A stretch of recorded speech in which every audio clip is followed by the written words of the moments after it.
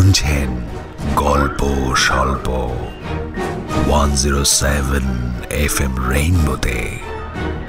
গল্প স্বল্প, গল্প স্বল্প। গল্পের সব চরিত্র কাল্পনিক, বাস্তবের সঙ্গে এর কোনো রকম মিল সম্পূর্ণ কাকতালীয়। গল্পে উল্লেখিত ক্রাইমের বিবরণ, ড্রাগের উল্লেখ কিংবা মাদকের উল্লেখ সম্পূর্ণভাবে সাহিত্য সৃষ্টির তাগিদে নির্মিত। 107 FM রেইনবো কোনো রকম অপরাধকে সমর্থন করে না। 107 FM রেইনবোতে গল্প স্বল্পতে আজ শুনবেন আমাদের বিশেষ নিবেদন বিনাশায়ে চ দুষ্কৃতম। লিখেছেন নন্দিনী নাগ। লেখিকার জন্ম ও বড় হওয়া নদিয়া জেলার কৃষ্ণনগরে, বর্তমানে কলকাতা নিবাসী। পদার্থবিজ্ঞান নিয়ে পড়াশোনা, অ্যাস্ট্রোফিজিক্স নিয়ে গবেষণা ও ডক্টরেট ডিগ্রি লাভ করে শিক্ষকতার সাথে নিযুক্ত হন। তাঁর সৃষ্ট মহিলা গোয়েন্দা চরিত্রটি হল তিস্তা, যে কিনা কর্মসূত্রে একটি পত্রিকার সহ সম্পাদক আর শখে গোয়েন্দা। গোয়েন্দা তিস্তার জনপ্রিয় কাহিনীগুলো হল হত্যার পরিমিতি, ডুয়ার্সে ডামাডোল, নীলাচলে নিরুদ্দেশ। লেখিকা তাঁর অবিশ্বাসীর ঈশ্বর সন্ধান গ্রন্থের জন্য 2017 সালে সম্মানিত হয়েছেন বাংলা আকাদেমি পুরস্কারে। আজ শুনবেন রহস্য গল্প বিনাশায়ে চ দুষ্কৃতম। তিস্তার ভূমিকায় অপরূপা, গল্পের কথক অর্পণ, গল্পের সূত্রধার রাজীব ও সৌমি, অন্যান্য ভূমিকায় বাসু, অরিজিৎ, বিহু, বিশ্বজিৎ, দেবারতী, মহুয়া, গোপা, দেবলীনা, ঝুমুর, সুনন্দা, আত্রেয়, সৌরদীপ, প্রযুক্তি, মধুমিতা, শুক্লা, সৌমি, সোমক, অর্ণব, সুদীপ্ত, শ্রেয়া, বিহু, সুপ্রীতি, মৌসুমী, অমরজিৎ, রাজীব, দেব, উজ্জ্বল, কল্পলাল ও শুভদা। শুরু হচ্ছে নন্দিনী নাগের লেখা বিনাশায়ে চ দুষ্কৃতম।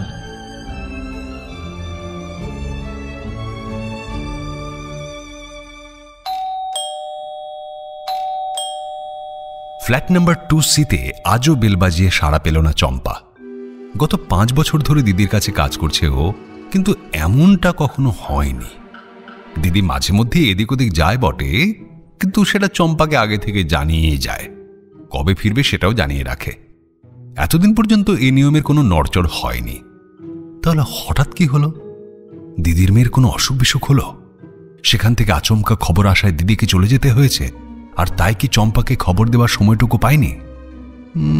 নিশ্চয়ই তাই। তাহলে পাশের ফ্ল্যাটের ওদের কাছে হয়তো খবর পাওয়া যাবে দিদি কিছু বলে গেছে কিনা। দিদির যদি ফিরতে কদিন দেরি থাকে, তবে চম্পাও দেশ থেকে ঘুরে আসতে পারে। অনেকদিন যাওয়া হয় না ওদিকে। ফ্ল্যাট নাম্বার 2B-তে বেল বাজালো চম্পা। দত্তবাবুদের ফ্ল্যাট। গেট খুললেন মিসেস দত্ত। এ দিদি কোথায় গেছে? তোমায় কিছু বলে গেছে নাকি গো? না তো। কেন, মালবিদি বাড়িতে নেই? না, দরজা তো খুললো না গো। কালও এসেছি, ওই বেল দিয়ে দিয়ে খুললো না দেখে চলে গেলাম। উমা, তাই নাকি? আমি তো কিছু জানি না। দেখো, 2 দিন বাদেই পুজো, মেয়ের কাছে যাননি তো? না, আমায় তো কিছু বলে যাননি উনি। পাশের ফ্ল্যাটে দেখো তো একবার, যদি ওখানে কোনো খবর দিয়ে থাকেন। 2A-তে বেল বাজালো চম্পা। দরজার বাইরে দাঁড়িয়ে ওর মনে হলো, বড় লোকেদের বাড়ির এরকম বিদঘুটে কায়দাবাজির দরজা চেয়ে ওদের তালা দেবার সিস্টেমটাই ভালো। অন্তত বাইরে থেকে দেখে লোকে বুঝতে পারে বাড়ির লোক বাড়িতে আছে না বাইরে। যে আসবে দেখবে বাইরে তালা ঝুলছে, সঙ্গে সঙ্গে হাঁটা দেবে। এমন ধারা বেকার সময় নষ্ট তো হয় না। 2A নাম্বার ফ্ল্যাটের সোনালি ওই একই কথা বললেন। পরশু বিকেলবেলা মৌকে টিউশন ক্লাস থেকে যখন নিয়ে ফিরছিলাম, তখনও তো মালবিদির সঙ্গে দেখা হয়েছিল। বেশ খানিকক্ষণ কথাও হলো। কই, উনি তো কোথাও যাবার কথা কিচ্ছু বললেন না। সোনালি সিকিউরিটি গার্ডকে জিজ্ঞেস করার প্রস্তাবটা দিলেন। হতে পারে কাল খুব ভোরে উনি বেরিয়ে গেছেন। হয়তো রাতে কোনো ইমার্জেন্সি খবর পেয়েছেন। আমরা ঘুমুচ্ছি বলে আমাদের আর ডেকে বিরক্ত করেননি। দেখো কি, বেরোনোর সময় সিকিউরিটিকে নিশ্চয়ই বলে গেছেন। আবাসনের সিকিউরিটি গার্ড জয় জানালো, মালবী ম্যাডাম আমাকে বলে কিন্তু কোথাও যাননি। আর তাছাড়া পরশু সন্ধেবেলার পর আমি কিন্তু ম্যাডামকে কোথাও বেরোতে বা ঢুকতেও দেখিনি। ফ্ল্যাটের অন্য এক বাসিন্দা অমিত সেনগুপ্ত বললেন, আচ্ছা, ফোন করে দেখলে হয়তো কারোর কাছে ম্যাডামের নাম্বার নেই?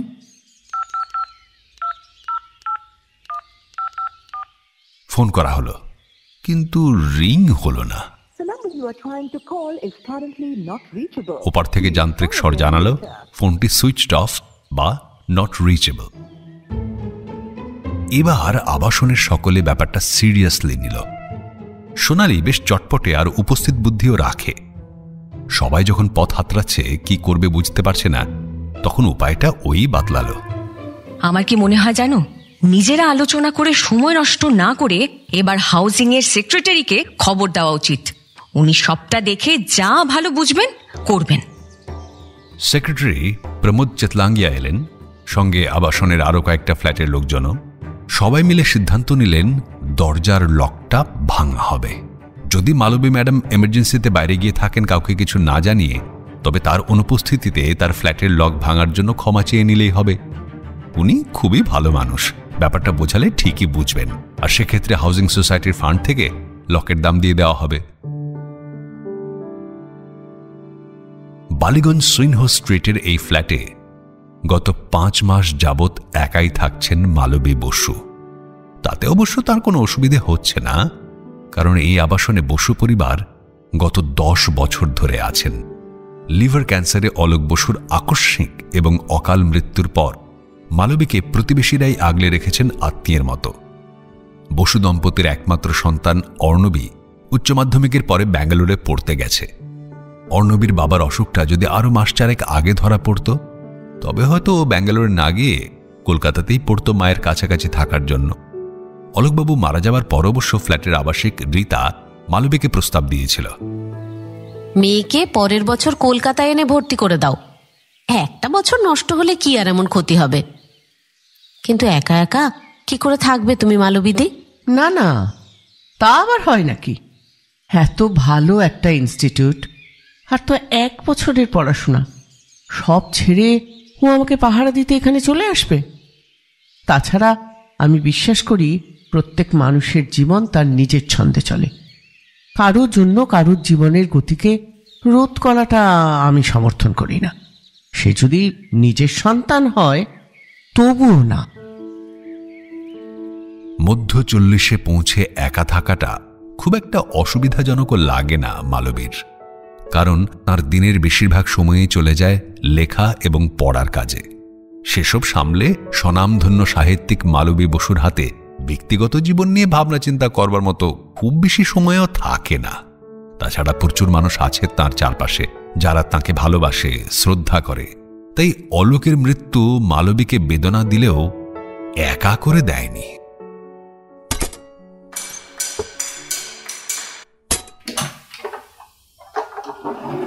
মিস্ত্রি ডেকে দরজার লক ভাঙতে আরো 1 ঘন্টা পার হয়ে গেল। ইতিমধ্যে আবাসনে খবরটাও ছড়িয়ে পড়ায় দোতলার করিডর ভিড়ে ভিড়াক্কার। ফ্ল্যাট 2C-তে ড্রয়িং রুমের খোলা জানালা দিয়ে ঘরে পর্যাপ্ত আলো আসে।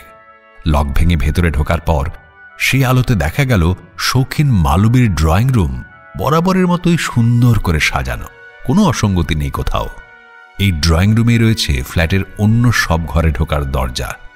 ড্রয়িং রুমের পূর্ব দিকে যে মাস্টার বেডরুম, সেটাই ছিল মালবীর শোবার ঘর। অন্য সব ঘরের দরজা খোলা থাকলেও দেখা গেল ওই ঘরের দরজা লক করা। হতে পারে ওই ঘরে মূল্যবান জিনিস থাকে বলে সতর্কতা দ্বিগুণ। যে ভিড়টা পায়ে পায়ে ফ্ল্যাটের ভেতরে ঢুকে এসেছিল, বেডরুমের বন্ধ দরজার সামনে দাঁড়িয়ে তারা দ্বিধা বিভক্ত হয়ে গেল। অমিত বলল, দেখা যখন যাচ্ছেই যে উনি ফ্ল্যাটে নেই, তখন তো আমাদের উচিত এবার বেরিয়ে যাওয়া, তাই না? অমিতের কথায় সায় দিয়ে মঞ্জুরিদি বললেন, হ্যাঁ সেটাই তো, বেডরুমে দামি জিনিসপত্র থাকতে পারে, এভাবে অন্যের ঘরের লক ভেঙে ভেতরে ঢোকা তো বেআইনি। আরেকটা দলের আবার উল্টো মত। সোনালি শুরু করল, তারপর একে একে যোগ দিল শুভ আর রীতা। যে যুক্তিতে সদর দরজার লক ভাঙা হয়েছে, সেই যুক্তিতেই এটাও ভাঙা দরকার দাদা। কি বলেন আপনারা?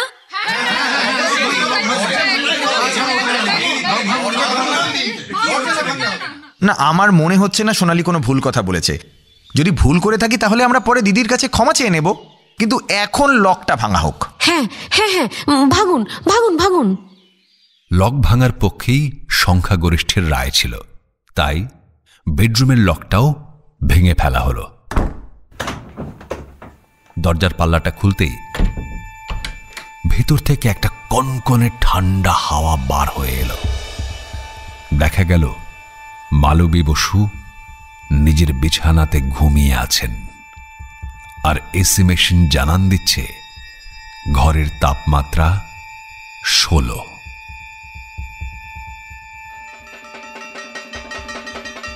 পঞ্চমীর দিন পুজো হলো শুরু।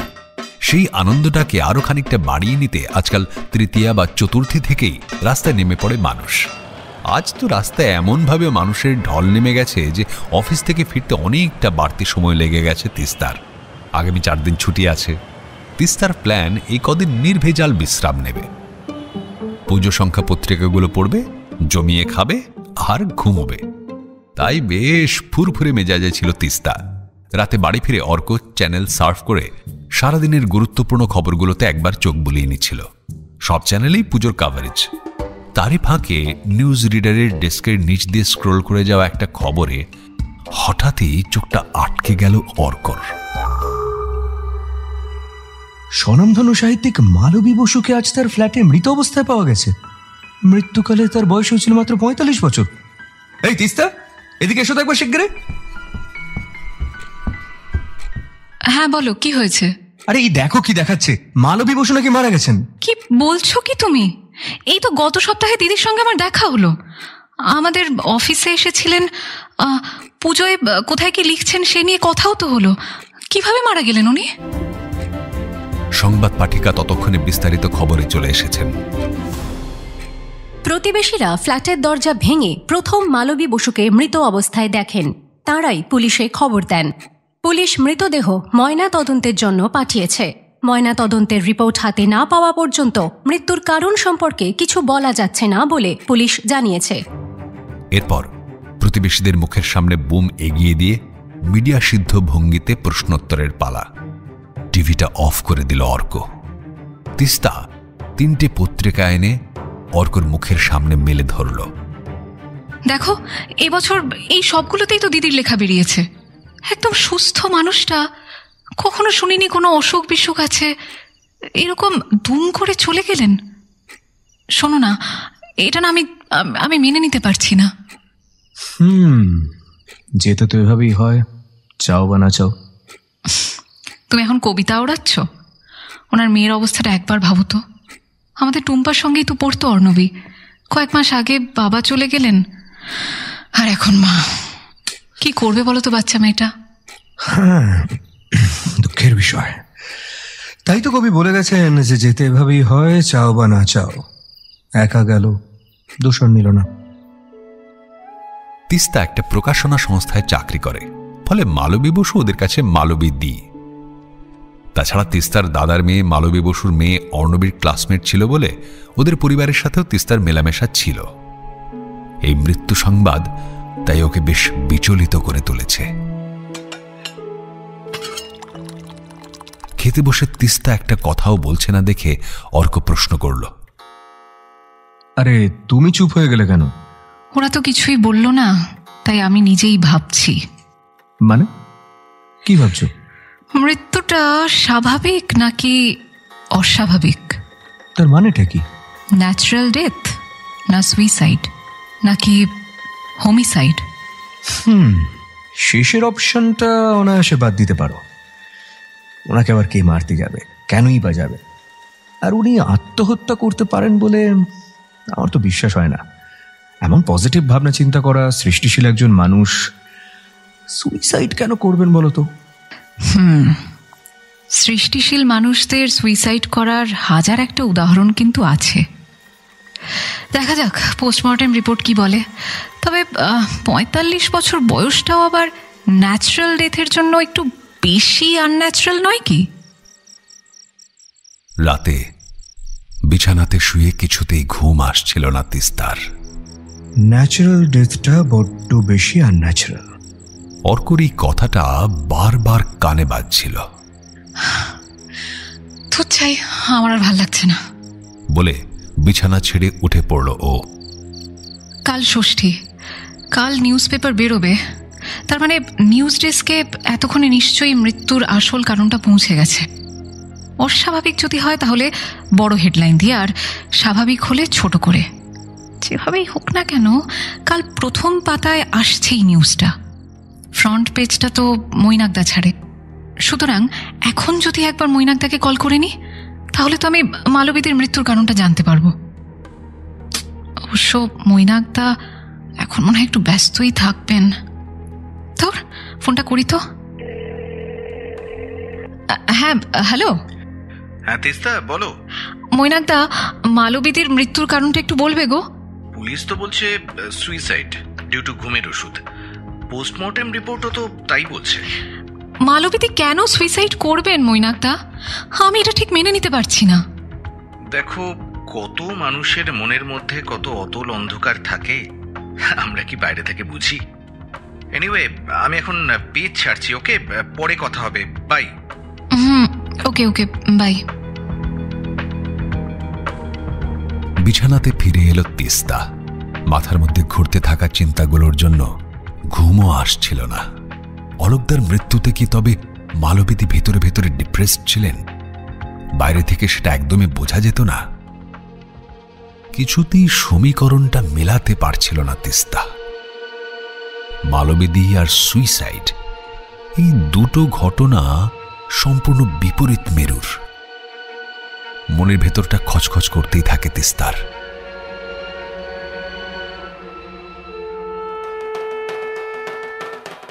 ষষ্ঠীর সকাল।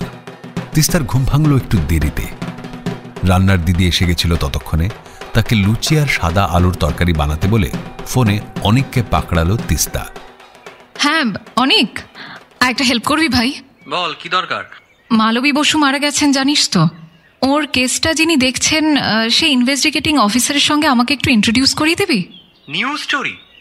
আরে পুজোর কটা দিন একটু ঘুরবি ফিরবি, ভালো ভালো খাবি, এনজয় করবি, তা না ষষ্ঠীর সকালে মাথায় ঘুরছে মৃত্যু হত্যা নিউজ স্টোরি।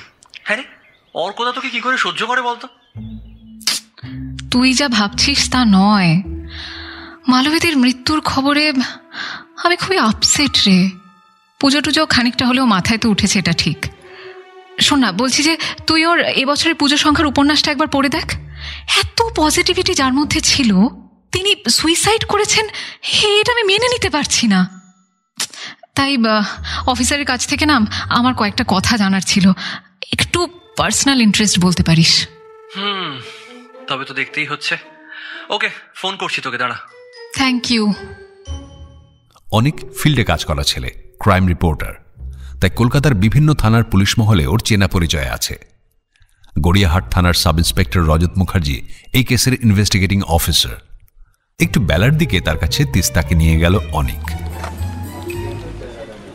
রজতদা, এ হলো তিস্তা, আমাদের হাউসেই কাজ করে, পত্রিকার দিকটা দেখে আর কি।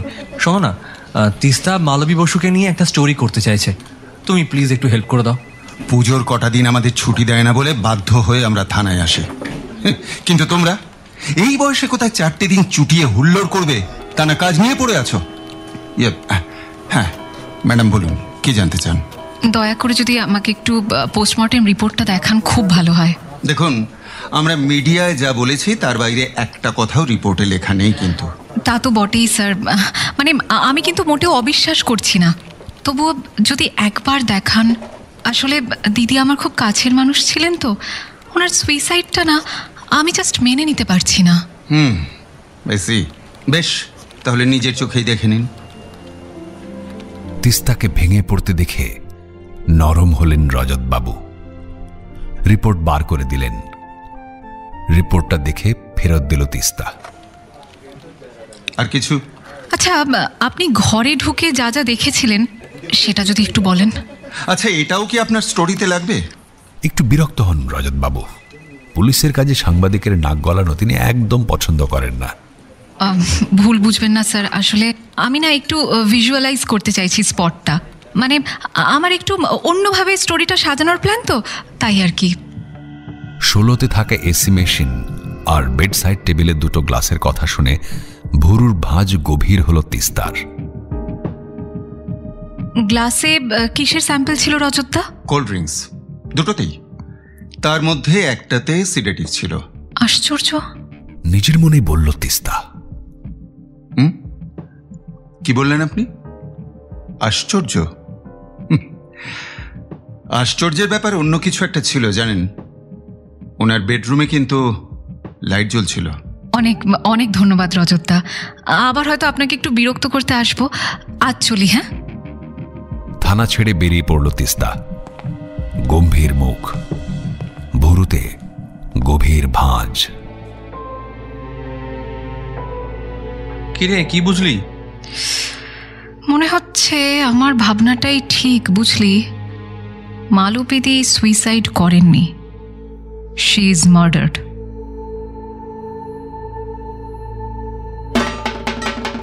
দুর্গামায়ের বোধনের দিন আগত। অনেক দিনের বৃষ্টির পর আকাশটা বেশ ঝলমলে হয়ে রয়েছে। সকাল থেকে মণ্ডপে মণ্ডপে বাজনা বাজছে, ধূপধুনোর গন্ধ ভেসে আসছে, চারদিক খুশিতে ঝলমলে। কিন্তু অর্ণবের জন্য বিসর্জনের বাজনা বেজে গেছে গতকালই, যখন ও মায়ের মৃত্যু সংবাদটা পেয়েছে। গতকাল রাতে শহরে এসে পৌঁছেছে ও। দাহ শেষ করে সকালে বাড়ি ফিরেছে। এখন ভর দুপুরে বালিশে মুখ গুঁজে শুয়েছিল অর্ণবী। চোখের জলে সারা মুখ মাখামাখি। ছোট মাসে অনেকবার ডেকে গেছেন খাবার জন্য, কিন্তু ও ওঠেনি। এতটুকু একটা মেয়ে মাত্র কয়েক মাসের ব্যবধানে যদি বাবা মাকে হারায়, তবে তার চোখের জল কি আর সহজে শুকোয়? বাবার মৃত্যুর শোক তবু সামলে উঠেছিল অর্ণবী। ক্যান্সারের সঙ্গে বাবার লড়াইয়ের দিনগুলোতে তবু নিজেকে প্রস্তুত করার জন্য সময় পেয়েছিল। যে অপরিসীম কষ্ট পাচ্ছিল প্রিয় মানুষটা, তা থেকে যে মুক্তি পেয়েছে, এটা ভেবে নিজেকে সান্ত্বনা দিতে পেরেছিল। কিন্তু মায়ের মৃত্যুর তো কোনো সান্ত্বনা নেই। মা স্বেচ্ছায় তাকে একা ফেলে চলে গেল স্বার্থপরের মতো। এটা ভাবলেই তীব্র অভিমানে নতুন করে কান্নার দমক ঠেলে বার হয়ে আসছে। অনি, আলতো একটা ডাকে মুখ ফেরালো ও। দেখল টুম্পা দাঁড়িয়ে আছে সামনে। টুম্পা অর্ণবীর ছোটবেলার বন্ধু, কিন্তু ওর যে কিচ্ছু ভালো লাগছে না এখন। কারোর সাথে কথা বলতে ভালো লাগছে না, তবু জানে সবাই আসবেই। এই শোকের কোনো সান্ত্বনা হয় না জেনেও আসবে সবাই। বাক্যহীন হয়ে কিছুটা সময় বসবে, চাইবে কষ্টের ভার লাঘব করতে। হাতের স্পর্শে জানাতে চাইবে পাশে আছি। বিছানাতে উঠে বসলো অনি। চোখটা মুছে নিয়ে বলল, আয় বস। টুম্পার সঙ্গে আরেকজন এসেছে, যাকে চেনে না অর্ণবী। বয়সে খানিকটা বড়ই ওদের চেয়ে। সালোয়ার কামিজ, চশমায় বেশ ঝকঝকে চেহারা। আমার পিপি, ছোটবেলায় দেখেছিলি তুই, মনে আছে? মনে পড়ে যায় অর্ণবীর। টুম্পার পিসি তিস্তাকে একবার নয় অনেকবারই দেখেছে ও। এই সময়ে তোমাকে একা থাকতে দেওয়া উচিত আমি বুঝি, তবু আমাকে আসতে হলো, কারণ মালবিদির মৃত্যুটা আমি মন থেকে মেনে নিতে পারছি না। সরাসরি কাজের কথা চলে আসে তিস্তা। অর্ণবীর শূন্য দৃষ্টিতে প্রাণ ফেরে। সেটা লক্ষ্য করে তিস্তা আবার বলে, আমার বিশ্বাস হয় না মালবিদি আত্মহত্যা করেছেন, তাই তোমার কাছে এলাম। তুমি তো ওর সবচেয়ে কাছের মানুষ, তোমার সঙ্গে কথা বলেই বুঝতে পারবো আমার বিশ্বাসটা সঠিক কিনা। আমার মা সুইসাইড কেন করতে যাবে? মা was always a positive thinker. মাকে কোনো সময় একটা নেগেটিভ কথা বলতে শুনিনি। আমার মা এই কাজ করতেই পারে না। আমারও তাই বিশ্বাস। আচ্ছা, যেদিন উনি মারা যান তোমার সাথে কথা হয়েছিল? হ্যাঁ, অনেকবার। মা সারাদিনে আমাকে অনেকবার ফোন করতো।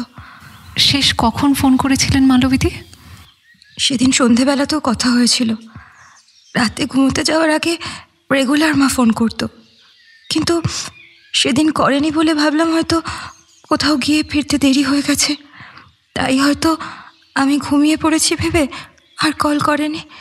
সেদিন সন্ধেবেলায় তোমার মা কোনো রকম অস্বাভাবিক কিছু বলেছিলেন তোমায়? মানে কোনো কিছু নিয়ে চিন্তায় আছেন এরকম কোনো কথা? না, একদম না, পুরো নর্মাল। রোজ যেমন কথা হয় তেমনই। তেমন কিছু হলে মা আমায় নিশ্চয়ই বলতো, আমরা সব শেয়ার করি। আচ্ছা অর্ণবী, রাতে তো মায়ের ফোনটা পেলে না, তো তারপর তুমি নিশ্চয়ই পরের দিন সকালে মাকে ফোন করেছিলাম তো, কিন্তু নট রিচেবল বলছিল। তাছাড়া আমার এক্সাম ছিল বলে আমি পরে আবার ফোন করার কথা ভুলেও গিয়েছিলাম।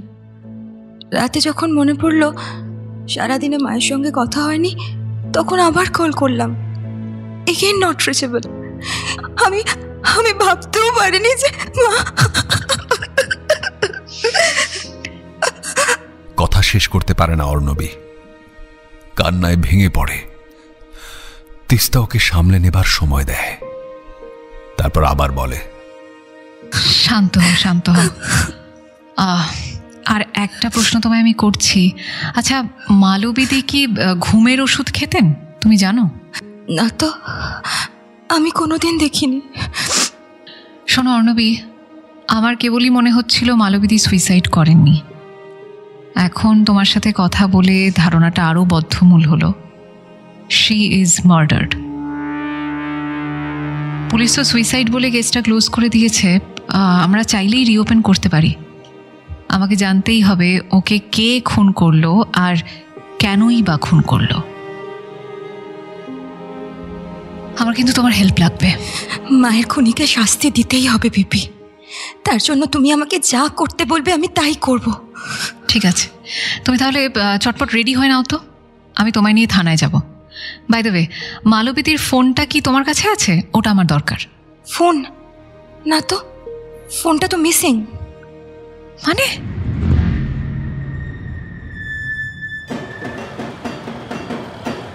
ষষ্ঠীর দুপুর, ওয়েদার খুব ভালো বলে পুরো শহরটা সকাল সকাল রাস্তায় নেমে পড়েছে। শহরতলি থেকে ট্রেনগুলো অনবরত মানুষ এনে ঢেলে দিচ্ছে কলকাতায়। ষষ্ঠীর সন্ধ্যা থেকে রাতটা কেমন হতে চলেছে তার সুর এখন থেকে বাধা হয়ে গেছে। ইন্সপেক্টর রজত মুখার্জির থানার এলাকায় বেশ কয়েকটা বড় পুজো আছে, তাই আজ প্রবল ব্যস্ততা তাঁর। অনবরত ফোন এসেই চলেছে। এই যেমন এই মাত্র কান থেকে ফোনটা নামিয়ে টেবিলে রাখতে না রাখতেই আবার বাজলো। এবার আননোন নাম্বার। রাগে কিছু একটা বিড়বিড় করে ফোনটা ধরলেন রজত। ওপারে অচেনা বামা কণ্ঠ। ডিসকাস্টিং। রজত মুখার্জি বলছি, গড়িয়াহাট থানা। রজতদা, আমি তিস্তা। কে তিস্তা? আমি ঠিক প্লেস করতে পারছি না। ওই যে আমি আজ সকালে অনিকের সাথে গেছিলাম মালবী বসুর ব্যাপারে। ও, সেই সাংবাদিক। হ্যাঁ বলুন, কি করতে পারি? খুব দরকারি কথা আছে, ফোনে হবে না। আপনি থানায় আছেন তো? আমি আসছি। হুড়মুড় করে কথাগুলো বলে ফোন ছেড়ে দিল তিস্তা। আধ ঘন্টার মধ্যে অর্ণবীকে নিয়ে থানায় পৌঁছেও গেল। রজতদা, আমরা চাই মালবী বসুর কেসটা পুলিশ রিওপেন করুক, কারণ এটা সুইসাইড নয়, মার্ডার। বলেন কি হে? আমরা পুলিশ হয়ে বুঝতে পারলাম না, আর আপনি মশাই সাংবাদিক হয়ে বুঝে গেলেন যে এটা মার্ডার?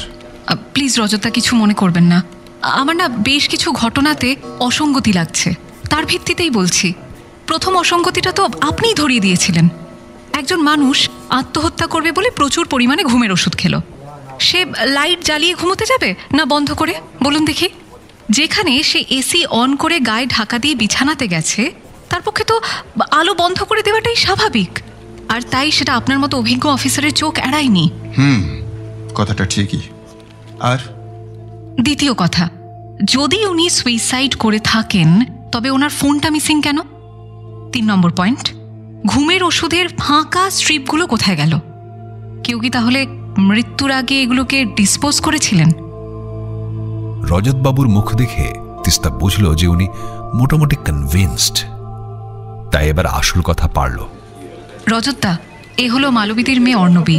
ও অস্বাভাবিক মৃত্যুর তদন্ত চেয়ে এফআইআর করবে বলছে। সে না হয় হলো, কিন্তু মার্ডারের মোটিভ কি? সেটা তো পুলিশ খুঁজে বার করবে। কে খুন করলো, কেন করলো, সবটাই। তবে আমিও খুঁজবো এই প্রশ্নের উত্তরগুলো আমার মতো করে। সেক্ষেত্রে আপনি আমায় যদি একটু হেল্প করেন রজতদা। তুমি কি প্রাইভেট ইনভেস্টিগেটর নাকি? তিস্তা লক্ষ্য করে ভদ্রলোক আপনি ছেড়ে তুমিতে নেমে এসেছেন। অর্থাৎ এর কাছ থেকে সাহায্য পাওয়া যাবে। তাই এবার ও আবেগাস্ত্র ব্যবহার করে। আমার পেশা তো আপনি জানেনই, পাবলিশিং হাউসের ডেস্কের কাজ, কিন্তু এই মৃত্যুটা আমাকে খুব অস্থির করে তুলেছে। তাই আসলে আমি এই প্রশ্নগুলোর উত্তর পেতে চাইছি। তাছাড়া এই নিষ্পাপ মেয়েটার কথা একবার ভাবুন, যে বা যারা ওর এমন অবস্থার জন্য দায়ী তাদের শাস্তি না হলে আমি তো শান্তি পাবো না রজতদা। তিস্তার কথায় রজত মুখার্জি রাজি হলেন। বেশ, তুমি তোমার মতো করে এগো আর আমি আমার মতো করে। আমার দিক থেকে যা সাহায্য দরকার পড়বে পেয়ে যাবে তুমি। থ্যাংক ইউ সো মাচ রজতদা। আজ উঠি, হ্যাঁ? আপনি প্লিজ আমাকে ওই মালবিতির লাস্ট 6 মাসের কল লিস্টের ডিটেলসটা একটু জোগাড় করে দেবেন। হয়ে যাবে। আমি আজ রাতে বা কাল সকালের মধ্যে দিয়ে দিতে পারবো বলে আশা করছি। Thank you. রাস্তায় বেরিয়ে অর্ণবী জিজ্ঞেস করলো, পিপি, তুমি পারবে মায়ের খুনিকে খুঁজে বার করতে? পারতেই হবে রে, বড় মুখ করে বলে এলাম যে। আমিও তোমার সঙ্গে আছি পিপি।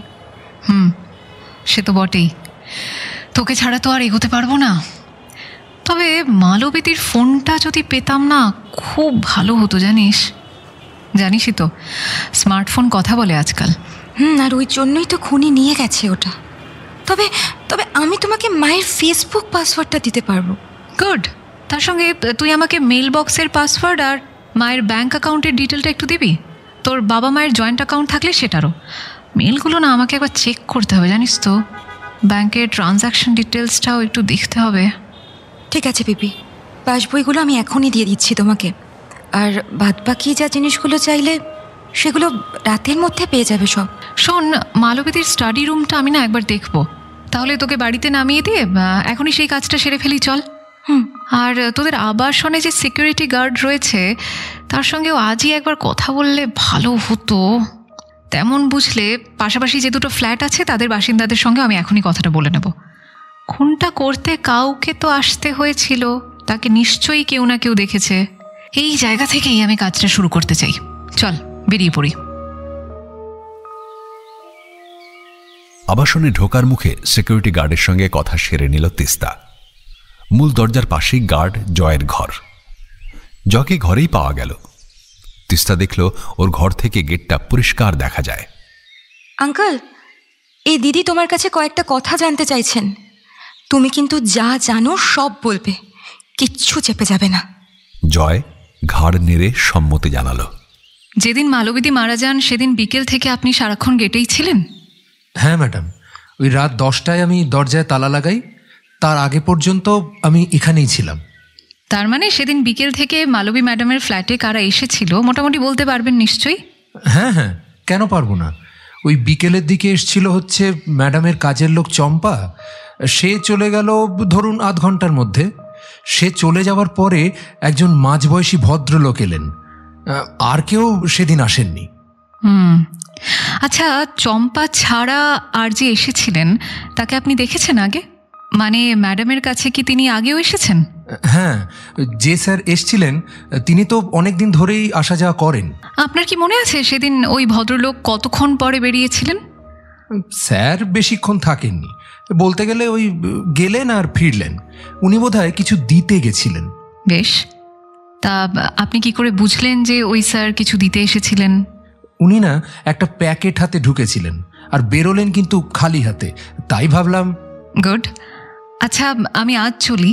আপনার যদি পরে আমাকে বলবার মতো কিছু মনে পড়ে তাহলে অর্ণবীকে বলবেন, ও আমাকে জানিয়ে দেবে, কেমন? জয়কে ছেড়ে তিস্তা মালবিদির ফ্ল্যাটে ঢুকল। দিদির ঘরের কাজ সামলাতো যে মেয়েটি চম্পা, সে এসে গেছিল ততক্ষণে। তিস্তা ওর সঙ্গে আগে কথা সেরে নিল। তুমি এখানে কতদিন কাজ করছো চম্পা? তা 5 বছর হবে।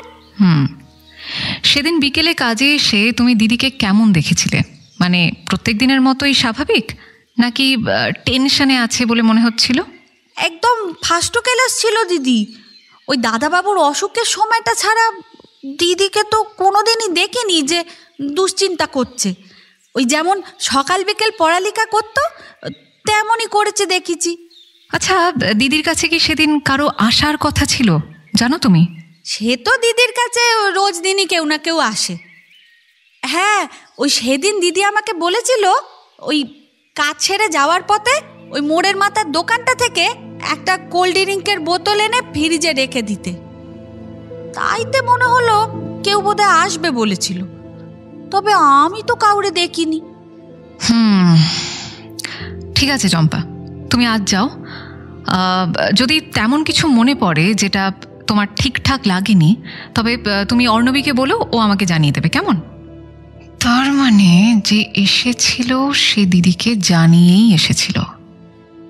সেই খুনির জন্যই কোল্ড ড্রিঙ্কস আনিয়ে রেখেছিলেন মালবিদি। কিন্তু কে সে?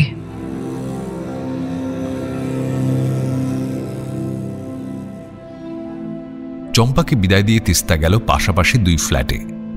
2 এর বাসিন্দা সোনালীরা তখন ঠাকুর দেখতে বেরোনোর প্রস্তুতি নিচ্ছিলেন। নেহাত অর্ণবী ছিল সঙ্গে, তাই তিস্তা কথা বলার সুযোগ পেল। নমস্কার, আমি একটু অসময়েই চলে এলাম, নেহাতি নিরুপায় হয়ে। ভেতরে আসতে পারি? হ্যাঁ আসুন। মালবিদির সঙ্গে সেদিন দেখা হয়েছিল না আপনার? হ্যাঁ, ওই দিন বিকেলেই। পুলিশকেও বলেছি আমি। মেয়েকে পড়িয়ে নিয়ে ফিরছিলাম, তখন উনি বাইরে দাঁড়িয়েছিলেন। টুকটাক কথাও হলো। তারপর আমি ঘরে ঢুকে গেছি, আর দেখা হয়নি। আচ্ছা, ওর কাছে কাউকে আসতে দেখেছিলেন আপনি? মানে আপনার জানালা থেকে তো ওই দিকটা ভালোই দেখা যায় দেখলাম। না না, আসলে আমি কাজে ব্যস্ত হয়ে গেছিলাম তো, অন্যদিকে আর তাকাতে পারিনি।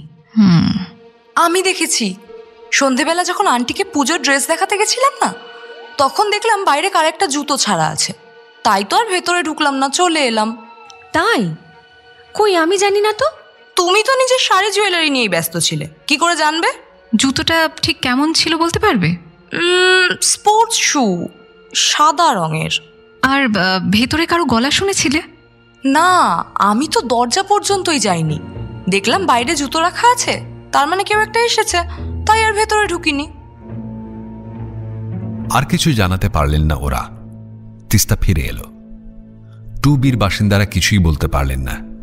জানালেন সেদিন ওরা বিকেল থেকে বাড়িতেই ছিলেন না, পুজো শপিং করে ফিরেছেন রাত 10টা নাগাদ।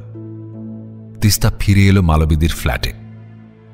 মালবিদির লেখার টেবিল, ড্রয়ার ঘেঁটে কিছু চিঠিপত্র, কয়েকটা নোটপ্যাড আর একটা ডায়েরি নিজের ব্যাগে ভরে নিয়ে বাড়ির দিকে রওনা দিল তিস্তা।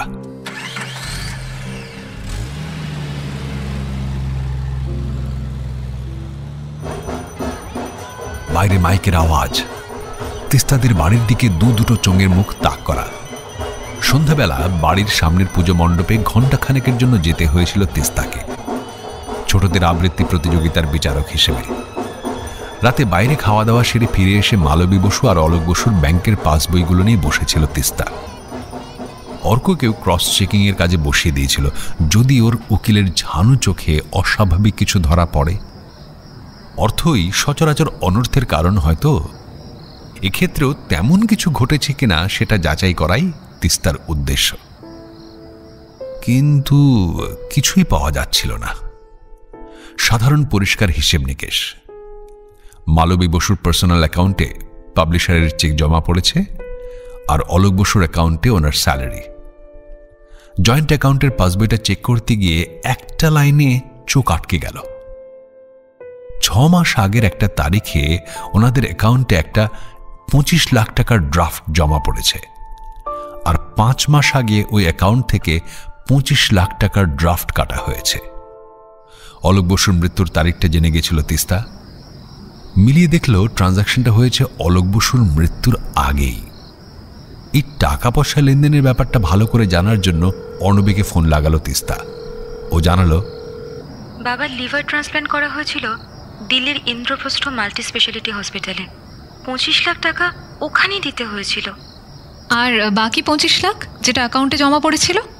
একটা প্রপার্টি বিক্রি করতে হয়েছিল বাবার ট্রিটমেন্টের জন্য, ওটা ওই টাকাটাই। ও আচ্ছা আচ্ছা, কোথায় ছিল রে প্রপার্টিটা? শুনেছিলাম তো বর্ধমানের দিকে কোথাও, মায়ের মাসিমার প্রপার্টি, ওটাই মা পেয়েছিল। ডিটেলসটা আমি ঠিক জানি না, তবে আমার মাসি তোমাকে বলতে পারবে। ওকে, কাল তাহলে সকাল সকাল আমি তোদের বাড়ি যাব, বুঝলি? আচ্ছা। মালবীর মাসিমা নিঃসন্তান ছিলেন। মেসোমশাই মারা গেছেন অনেক বছর হল। মাসিমা মৃত্যুর আগে উইল করে তার সমস্ত টাকা বর্ধমানের এক অনাথ আশ্রমকে দিয়ে গেছেন, যে আশ্রমের বাচ্চাদের তিনি স্ট্রোক হবার আগের দিন পর্যন্ত পড়িয়েছেন। আর বাড়িটার উত্তরাধিকারী করে গেছেন নিজের 2 বোনঝি আর মেসোমশাইয়ের ভাইপো রন্টুকে। এই ভাগাভাগির ব্যাপারটা যে রন্টু মন থেকে মানতে পারেনি সেটা তো বলাই বাহুল্য। ও অবশ্য আশা করেছিল জ্যাঠার সমস্ত বিষয় আশয়ের ভার ওর ওপরেই বর্তাবে। আসলে ওই তো এই বংশের একমাত্র প্রদীপ। সেনদের সম্পত্তি অন্য 2 পরিবারের শুধু শুধু চলে যাওয়াতে রন্টু এমনিতেই খুব তেতেছিল। আরও খেপে গেল যখন মালবী ওর অংশটা প্রমোটারকে বেচে দেবার প্রস্তাব দিল। আসলে ওই মুহূর্তে মালবীর এছাড়া তো কোনো উপায়ও ছিল না। নিজের ভাগটা রন্টুকে বিক্রি করাই প্রথম অপশান ছিল মালবীর। রন্টুও সেই আশাতেই ছিল, যেহেতু ও জানতো যে ওই বাড়িতে মালবীরা কোনোদিনই থাকতে আসবে না। আর রন্টু এটাও জানতো আজ হোক বা কাল মালবী বা ওর বোন ওকেই বিক্রি করবে ওদের অংশটা। মাস 6 আগে মালবী যখন বিক্রির প্রস্তাবটা দিল তখন রন্টু জলের দরে কিনে নিতে চাইল। কোনো উপায় না দেখে মালবী হয়তো ওই দামেই বেচে দিত, যদি না ওর পরিচিত একজন পাবলিশার রাজদীপের সঙ্গে যোগাযোগ করিয়ে না দিত। রাজদীপ প্রমোটার, অল্প বয়সী ভদ্র ছেলে, শরিকানার সম্পত্তি হলেও 25 লাখে কিনেছিল। মালবীর দেখা দেখি আমিও আমার অংশটা দিয়ে দিয়েছিলাম রাজদীপকে। মালবীকে এ ব্যাপারে আর কোনো ঝামেলাই পোহাতে হয়নি, সবটাই রাজদীপ ঠিক সামলে নিয়েছিল। অর্ণবীর মাসির কাছে বিষয়টা শুনে তিস্তা শুধু মাথা নাড়ল। অর্ণবী জিজ্ঞেস করল, কি বুঝলে পিপি? জটায়ুর ভাষায় বলতে গেলে বলতে হয় রন্টু বাবুকে কাল্টিভেট করতে হবে, বুঝলি? বলছি, তোর নিশ্চয়ই ঠাকুর দেখতে বেরোনোর কোনো প্ল্যান নেই, বা বন্ধুদের সঙ্গে আড্ডা দেওয়ারও কোনো ব্যাপার নেই, তাই তো? না, সেরকম তো কিছু নেই। তাহলে চল বেরিয়ে পড়ি। মিশন বর্ধমান। তুই চট করে তৈরি হয় নে, আমি অপেক্ষা করছি। মাসির কাছ থেকে না ওই রন্টুবাবুর ঠিকানা আর ওই প্রমোটার ভদ্রলোকের নাম্বারটা একটু নিয়ে নে। আচ্ছা, ঠিক আছে।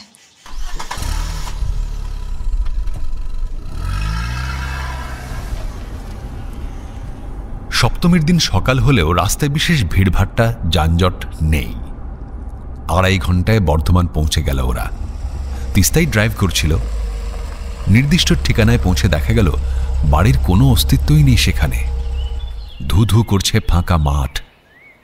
বোঝা গেল রন্টুবাবুকেও তার ভাগ প্রমোটারকে দিতে হয়েছে, ইচ্ছাতে হোক বা অনিচ্ছাতে। আশেপাশে খোঁজ করে রন্টুর বর্তমান নিবাসের সন্ধান করে সেখানেই গেল তিস্তা। রন্টুবাবু ঘরেই ছিলেন। কোনো রকম ভনিতায় না গিয়ে সরাসরি কাজের কথায় চলে গেল তিস্তা। নমস্কার। নমস্কার, কি ব্যাপার বলুন? আমরা কলকাতা থেকে আসছি, আপনার সাথে কয়েকটা কথা ছিল। আচ্ছা, আমার সাথে কি ব্যাপারে? এই মেয়েটির নাম অর্ণবী, মালবী বসুর মেয়ে। নামটা শোনা মাত্র ভদ্রলোকের মুখের চেহারাটা পাল্টে গেল। ভয়ঙ্কর রেগে আছে বোঝা গেল। দেখুন, ওই মহিলাটির ব্যাপারে কোনো কথা আমি শুনবো না। আপনারা এবার আসতে পারেন, আসুন। রন্টুবাবু, মালবীদি তো আর নেই, কয়েকদিন আগে মারা গেছেন। বাঁচা গেছে? ওই নচ্ছার মহিলার জন্য আমাকে পূর্বপুরুষের ভিটে ছাড়তে হয়েছে। ভগবানের বিচার তাহলে এখনো আছে বলতে হয়। ওনার মৃত্যুটা স্বাভাবিক নয়, ওকে খুন করা হয়েছে। কথাটা শুনে রন্টুর মুখটা চুপসে গেল। এতক্ষণের তড়পানি বন্ধ রেখে ধপ করে খাটের একধারে বসে পড়ে বলল, কিন্তু আপনার পরিচয়টা? আপনি কি পুলিশ? না, আমি পুলিশ নই, প্রাইভেট ইনভেস্টিগেটর। তবে পুলিশ আমার সঙ্গেই আছে। যা প্রশ্ন করছি আমাকে একটু জবাব দেবেন প্লিজ। হ্যাঁ বলুন। আপনি ভেবেছিলেন কোল্ড ড্রিঙ্কসের সাথে ঘুমের ওষুধ মিশিয়ে দিলে ঘটনাটাকে আত্মহত্যা বলে চালিয়ে দেওয়া যাবে, তাই তো? ছি ছি, এ কি কথা বলছেন আপনি? দিদির ওপর আমার রাগ আছে ঠিকই, তাই বলে এই কাজ আমি করিনি। কিন্তু আপনি তো ওই দিন কলকাতায় গিয়েছিলেন। কথাটা শুনে রন্টুবাবুর মুখটা ফ্যাকাশে হয়ে গেল।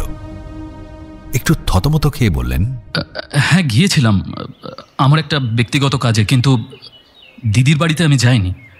কলকাতায় যে কেউ যেদিন খুশি যেতে পারে, তার থেকে কি প্রমাণ হয় যে আমি খুন করেছি? আপনি নিজে গিয়েছিলেন না কাউকে পাঠিয়েছিলেন না আপনার হয়ে কাজটা করতে, সেটা তো তদন্ত করলেই বেরিয়ে আসবে। আপাতত আপনার ফোন নাম্বারটা দিন।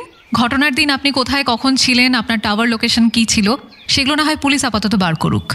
ঠিক আছে, আমি আমার নাম্বারটা লিখে দিচ্ছি।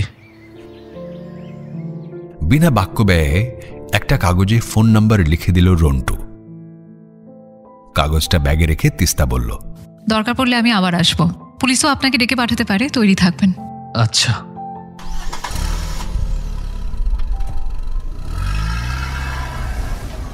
আচ্ছা, তুমি কি করে জানলে উনি সেদিন কলকাতায় গিয়েছিলেন? জানতাম না, এমনি একটা টোপ দিয়ে দেখলাম, তাতেই তো কাজ হলো, দেখলি তো। তাই তো দেখলাম। এবার কি তাহলে তুমি রাজদীপ বাবুর কাছে যাবে? রে অর্ণবী, এত দূর যখন এসেছি তখন তাকেও একবার নেড়ে চেড়ে দেখে আসি, কি বলিস? আচ্ছা, বেশ।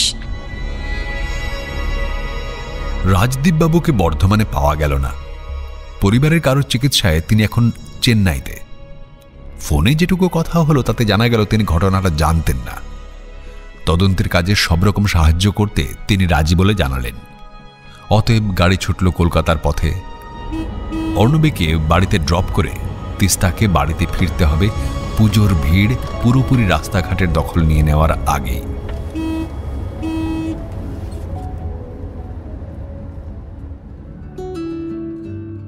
আজ আর বিকেলে বেরোয়নি তিস্তা। অর্ক একাই গেছে সপ্তমীর সন্ধ্যার আড্ডা আর নেমন্তন্ন রক্ষা করতে। বর্ধমান থেকে ফিরে আসা অবধি মনের মধ্যে একটাই প্রশ্ন ঘুরছে তিস্তার, যদি রন্টু বাবু না হয় তবে কে এসেছিল সেদিন? ভাবতে ভাবতে বিদ্যুৎ চমকের মতো একটা কথা মনে পড়ে গেল ওর। জয় বলেছিল ওই লোকটার হাতে ঢোকার সময় একটা প্যাকেট ছিল যেটা বেরোনোর সময় ছিল না। ঘটনাক্রম যা বলছে তাতে মনে হচ্ছে প্যাকেটটা খোলার সময় দিদি পাননি। দিদির টেবিলে একটা বন্ধ খাম ছিল, বেশ বড়। সম্ভবত ওটাই জয়ের বলা সেই প্যাকেট। সেদিন ওই খামটাও সঙ্গে নিয়ে এসেছিল তিস্তা, তবে খোলা হয়নি। সূত্র পাবার আশায় তাড়াতাড়ি খামটা খুলে ফেলল ও। দেখল ভেতরে আছে মাসিক পত্রিকা বলাকা। কভার পেজটা উল্টে সূচিপত্র দেখল তিস্তা। যা ভেবেছে ঠিক তাই। মালবী বসুর লেখা একটা গল্প রয়েছে ওতে। তার মানে দিদিকে এই কমপ্লিমেন্টারি কপিটা সেদিন পৌঁছে দিতে এসেছিল কেউ। কে এসেছিল সেটা জানা খুবই সহজ। পত্রিকাতে দেওয়ার নাম্বারে ফোন করে সম্পাদককে ধরল তিস্তা। নিজের পরিচয় দিয়ে জানতে চাইল, দয়া করে আমাকে একটু বলবেন এই মাসের কমপ্লিমেন্টারি কপিটা মালবীদির বাড়িতে পৌঁছতে কে গিয়েছিলেন? আমাদের পত্রিকা গোষ্ঠীরই একজন গৌতম দাস, উনি গিয়েছিলেন। কেন বলুন তো? আমি না ওনার সাথে একটু কথা বলতে চাই। ফোন নাম্বারটা পাওয়া যাবে? আচ্ছা, কি দরকার সেটা বলা যায়? নিশ্চয়ই। মালবীদি মানে মালবী বসুর ব্যাপারে একটু কথা ছিল। ফোন নাম্বার পাওয়া গেল। তিস্তা গৌতম দাসের নাম্বারে কল করল।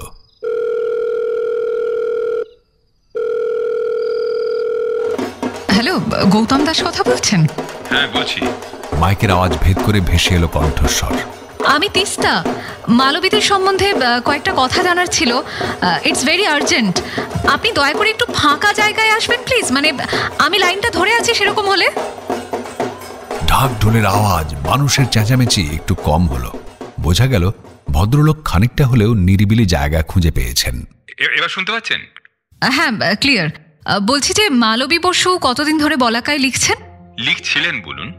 ক্রিয়ার কাল ভুল হয়ে গেল আপনার। হ্যাঁ, সরি। উনি যে আর নেই আমার আসলে মনেই থাকে না। প্লিজ বলুন। মালবী বসু যখন থেকে লেখালেখি শুরু করেছেন তখন থেকেই উনি বলাকার সঙ্গে যুক্ত। সেই সময় বলাকার দপ্তরে উনি নিয়মিত আসতেন। পরে সময়ের অভাবে আসতে পারতেন না বটে, তবে বলাকা থেকে লেখা চাওয়া হলে ফেরাতেও পারতেন না। কিন্তু আপনার পরিচয়টা তো পেলাম না। আপনি সাংবাদিক নাকি? স্টোরি করবেন? হ্যাঁ, অনেকটা সেই রকমই, তবে স্টোরি করার জন্য নয়। আমি আজ আপনাকে ফোন করেছি সম্পূর্ণ অন্য কারণে। তিস্তা নিজের পরিচয় দিয়ে ফোন করার কারণটা খুলে বলল। মালবী বসুর মৃত্যুটা যে অস্বাভাবিক এবং তিস্তা সে বিষয়ে তদন্ত করছে, এই কথা শুনে গৌতম একটু সিরিয়াস হয়ে গিয়ে বলল, বলুন কি জানতে চান? যেদিন মালবীদি মারা যান সেদিন সন্ধেবেলা তো আপনি ওর বাড়িতে গেছিলেন। মালবিদির সঙ্গে সেদিন আপনার ঠিক কি কি কথা হয়েছিল একটু মনে করে বলবেন প্লিজ। কথা কিছু হয়নি, আসলে সেদিন আমার একটু তাড়া ছিল, তাই ভেতরে ঢুকবো নাই ঠিক করেছিলাম। বেল বাজিয়ে সাড়া না পেয়ে পত্রিকাটা দরজার তলা দিয়ে ঢুকিয়ে দিতে গিয়ে দেখলাম দরজা খুলে গেল। বুঝলাম দরজাটা লক করা নেই। ভেতরে ঢুকে দেখি মালবী রেস্ট করছে, তাই আর ওকে ডাকিনি। পত্রিকাটা টেবিলের ওপর রেখে দিয়ে বেরিয়ে আসি। মালবী ভুল করে দরজা না বন্ধ করে ঘুমিয়ে পড়েছে দেখে আসার সময় দরজার ল্যাচটা টেনে দিয়ে এসেছিলাম যাতে লক হয়ে যায়। তখন তো আর বুঝিনি। কথাটা শেষ করেন না ভদ্রলোক। কয়েকটা মুহূর্ত চুপ করে থেকে তিস্তা প্রশ্ন করে, আপনিও তো লেখেন গৌতম বাবু? টুকটাক, মালবীর মতো বড় কাগজে নয়, এই বলাকার মতো ছোট কাগজেই। মালবীদের প্রতি ঈর্ষান্বিত নাকি ভদ্রলোক? সঠিক বুঝে উঠতে পারে না তিস্তা। আপনার সঙ্গে কি দিদির এই বলাকার সূত্রেই আলাপ? না না, মালবী আর আমি একসাথে কলেজে পড়তাম, তখন থেকে আমাদের দুজনের লেখালেখি শুরু। বুঝলাম। এবার একটু বিষণ্ণ শোনায় ভদ্রলোকের কণ্ঠস্বর। তিস্তার আর কিছু জানার ছিল না। ফোন ছেড়ে দিয়ে ভাবতে লাগলো, তার মানে গৌতম দাসও জীবিত দেখেননি দিদিকে। অবশ্যই যদি ওর কথা সব সত্যি বলে ধরা হয়, তবে এই মুহূর্তে জয়ের বয়ানের সঙ্গে গৌতম দাসের বর্ণনা মিলে যাচ্ছে। জয় বলেছিল ভদ্রলোক খুব তাড়াতাড়ি ফিরে গেছিলেন, আর উনিও সেটাই বললেন। এটুকু সময়ের মধ্যে দিদি অতিথি আপ্যায়ন করলেন, খুনি তাতে ওষুধ মেশালো, দিদি সেটা খেলেন এবং ঘুমিয়ে পড়লেন। তারপর খুনি দিদিকে বেডরুমে নিয়ে গিয়ে শুইয়ে চাদর গায়ে দিয়ে দিল। এতগুলো ঘটনা ঘটতে পারে না, তাই আপাতত গৌতমবাবুকে হিসেবের বাইরে রাখতে হচ্ছে। তবে কি আরো একজন কেউ এসেছিল যাকে জয় ট্রেস করতে পারেনি? আর তারই জুতো ঘরের বাইরে দেখেছিল মৌ। ফরেন্সিক রিপোর্ট বলছে মালবী বসুর পেটে এবং গ্লাসে থাকা কোল্ড ড্রিঙ্কসে যে ওষুধের নমুনা পাওয়া গেছে সে দুটো একই। রিপোর্টটা যে ডাক্তারবাবু করেছেন তার সঙ্গে কথা বলে এসেছে তিস্তা। রজতবাবু অ্যাপয়েন্টমেন্ট করে দিয়েছেন। এই ড্রাগ সচরাচর ব্যবহার করা হয় না, খুবই কড়া ওষুধ এটা। সাধারণত ক্যান্সার পেশেন্টদের ক্ষেত্রে ক্যান্সারের যন্ত্রণা কমাতে বা খুব বড় সার্জারি হলে তার ব্যথা কমাতে প্রেসক্রাইব করা হয়। কি নাম ওষুধটার? দেখুন, পার্টিকুলার নাম বলা তো সম্ভব নয়। ইট মে বি ডুরাজেসিক, মে বি অ্যাক্টিক। ড্রাগের গোত্রটা হলো ফেন্টানাইল, ভীষণ ফেটাল ড্রাগ। তাহলে প্রেসক্রাইব কেন করা হয়? আরে প্রেসক্রিপশনে ডোজটা তো মেনশন করা থাকে। তবে যদি সামান্যতম ওভারডোজ হয়ে যায় না, তখনই বিপদ। আচ্ছা, কতটা দিলে ওভারডোজ হতে পারে? খুব সামান্য, 2 মিলিগ্রামই মৃত্যু ডেকে আনতে পারে। 2 মিলিগ্রাম মানে ধরুন এই পেন্সিলের শীষের ওপর যতটা ধরে। তার মানে বিনা প্রেসক্রিপশনে এই ওষুধ কোনো মতেই কেনা সম্ভব নয়, তাই তো? একদম তাই। ধন্যবাদ স্যার। চেম্বার থেকে বেরিয়ে তিস্তার মনে হলো, এই ওষুধ মালবীদির কাছে থাকা সম্ভব। অলোক বসু ক্যান্সারে ভুগছিলেন, তাকে হয়তো প্রেসক্রাইব করা হয়েছিল। তাই যদি হয় তবে তো আবার আত্মহত্যার তত্ত্বে ফিরে যেতে হয়। তো আত্মহত্যার জন্য কোল্ড ড্রিঙ্কসের কি প্রয়োজন, তাও আবার 2 গ্লাসে? তার মানে খুনি এমন কেউ যার পক্ষে মালবীদির বাড়ির ওষুধপত্র হাতে পাওয়া সম্ভব। কে হতে পারে?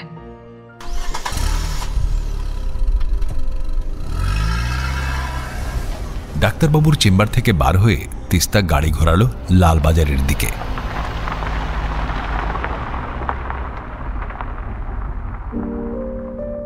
মালবীদির লাস্ট 6 মাসের কল লিস্টের একটা প্রিন্ট আউট আজ পাবার কথা। রজতদা ব্যবস্থা করে দিয়েছেন। সেই সঙ্গে রন্টুবাবুর ফোনের ওই দিনের টাওয়ার লোকেশনও পাওয়া যাবে। অষ্টমীর দুপুরে তিস্তাদের পাড়ার পুজোতে সকলের পাক পেড়ে খাওয়ার নেমন্তন্ন থাকে। লুচি, ছোলার ডাল, আলু কুমড়োর ছক্কা, চাটনি, পায়েস দিয়ে জমিয়ে খাওয়া সেরে তিস্তা বসল লালবাজার থেকে পাওয়া কাগজপত্র নিয়ে। রন্টুবাবুর টাওয়ার লোকেশন জানান দিচ্ছে তিনি সত্যি কথাই বলেছেন। ওই দিন মালবীদির বাড়ির ধারে কাছে আসেননি তিনি। বর্ধমান থেকে হাওড়ায় নেমেছেন, সেখান থেকে গেছেন মল্লিক বাজার, তারপর আবার বর্ধমানে ফিরে গেছেন। এবার তিস্তা বসল কল লিস্টাতে চোখ বোলাতে। 6 মাসের কল লিস্ট, দেখতে তো সময় লাগবেই। দুপুর গড়িয়ে বিকেল হয়ে গিয়েছিল অনেকক্ষণ। তিস্তা কাগজপত্রে ডুবে আছে দেখে অর্ক চা বানিয়ে নিয়ে এলো। তো ম্যাডাম, আর কত মাস বাকি? মেরে এনেছি প্রায় আর 1 মাস। ব্যাস, তাহলে আর আলমারিতে তোলা নতুন শাড়ি গয়নাগুলোকে রাখানোর দরকার নেই, কি বলো? মানে না, মানে ওই অষ্টমীর সন্ধ্যায় ঘরে বসে থাকলে ওরা বড্ড রাগ করবে না, সেই কারণেই বলছিলাম। তিস্তা হেসে ফেলল। ওদের বলে দাও আজকের মতো রাগারাগি মুলতুবি রাখতে, আর ঘন্টাখানেকের মধ্যে আমি নতুন শাড়িটা পরে তৈরি হয়ে নেব। অষ্টমীর আড্ডা আর ডিনারের নেমন্তন্নের কথা আমার মনে আছে মশাই। যাক বাবা, বাঁচা গেল। অষ্টমীর রাত জমজমাট। ঘড়ির কাঁটা যত এগোচ্ছে রাস্তায় ততই মানুষের ঢল বাড়ছে। ঠাকুর দেখা বা আড্ডা দেওয়া কারণটা যাই হোক না কেন, আজ রাতে যারা রাস্তায় রয়েছে তারা রাতটা বাইরেই কাটানোর প্ল্যান করে বেরিয়েছে। কিন্তু তিস্তার উপায় নেই, বাড়ি ওকে ফিরতেই হবে। যে দায়িত্ব নিজে থেকে কাঁধে তুলে নিয়েছে সেটা শেষ তো করতে হবে। আচ্ছা তিস্তা, খুনিকে স্পট করতে পেরেছো? বাড়িতে ফেরার পথে অর্ক জিজ্ঞাসা করলো। না গো, রন্টুবাবু তো ওই দিন আসেননি, তবে অন্য কাউকে পাঠিয়ে থাকতে পারেন। যে লোকটি এসেছিল সে আগেও এসেছে, সেই ভদ্রলোকের পক্ষে খুন করা সম্ভব নয়। তার মানে দ্বিতীয় কেউ একজন এসেছিল, কিন্তু সে কে? কিভাবে খুঁজবো তাকে? অর্ক, আমি কিচ্ছু বুঝতে পারছি না। দেখি, আমার একটু অন্যরকম ভাবে ভাবতে হবে, বুঝলে?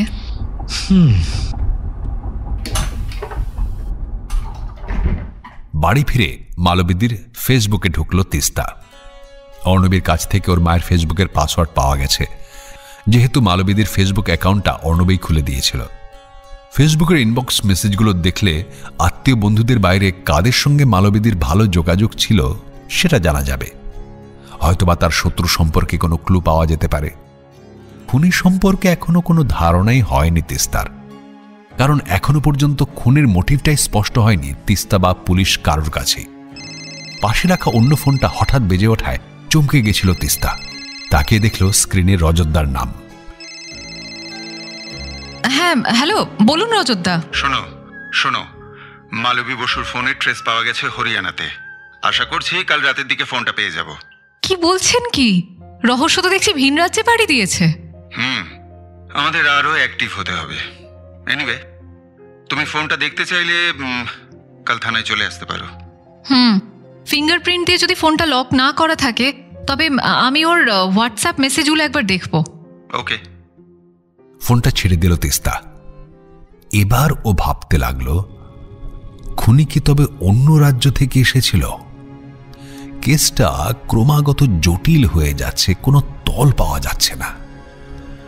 মালবিদির ইনবক্সের মেসেজগুলো দেখতে দেখতে দুটো ক্যারেক্টার পেল তিস্তা, যাদের বাজিয়ে দেখা দরকার বলে মনে হলো ওর। প্রথমজন সংকেত চ্যাটার্জি। নামটাই যেন কেমন রহস্যময়। তিস্তার মনে হলো হয়তোবা এটা ফেক অ্যাকাউন্ট। দিদির সাথে ছেলেটি সারাদিনে প্রচুর কথা বলে দেখা গেল। দিদিও প্রায় প্রতিদিন রেসপন্স করেছেন ওর কথার। মারা যাবার আগের রাতেও ছেলেটির সাথে কথা হয়েছে দেখা গেল। দ্বিতীয়জন একটি মেয়ে, নাম পুষ্পা সাহা।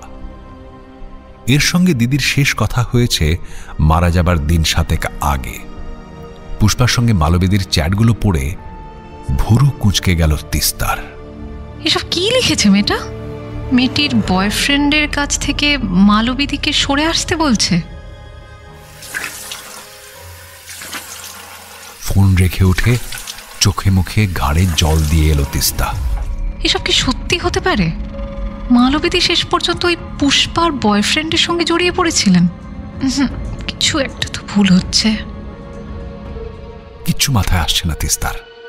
এমন একজন শ্রদ্ধেয় মানুষের সম্পর্কে এসব ভাবতে তিস্তার খুব খারাপ লাগছে। এক এক করে পুষ্পার পুরনো মেসেজগুলো পড়তে লাগলো তিস্তা। মেয়েটি লিখেছে, আমার বয়ফ্রেন্ড চরিত্রহীন, যে কোনো বয়সের মেয়েদের প্রতি সমানভাবে আসক্ত। আপনি তো একজন লেখক, সবাই আপনাকে সম্মান করে, আপনার মানসম্মান যে কোনো সময় ধুলোয় মিশে যেতে পারে যদি আপনি ওর সাথে যোগাযোগ রাখা বন্ধ না করেন।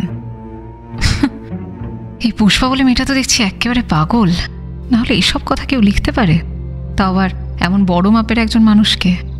তিস্তা আবার চোখ রাখে মেসেজ বক্সে। কে হতে পারে এই মেয়েটির বয়ফ্রেন্ড, যাকে নিয়ে ও এতটা উদ্বিগ্ন, এতটা ইনসিকিউরিটি ফিলিংস? সংকেত কি?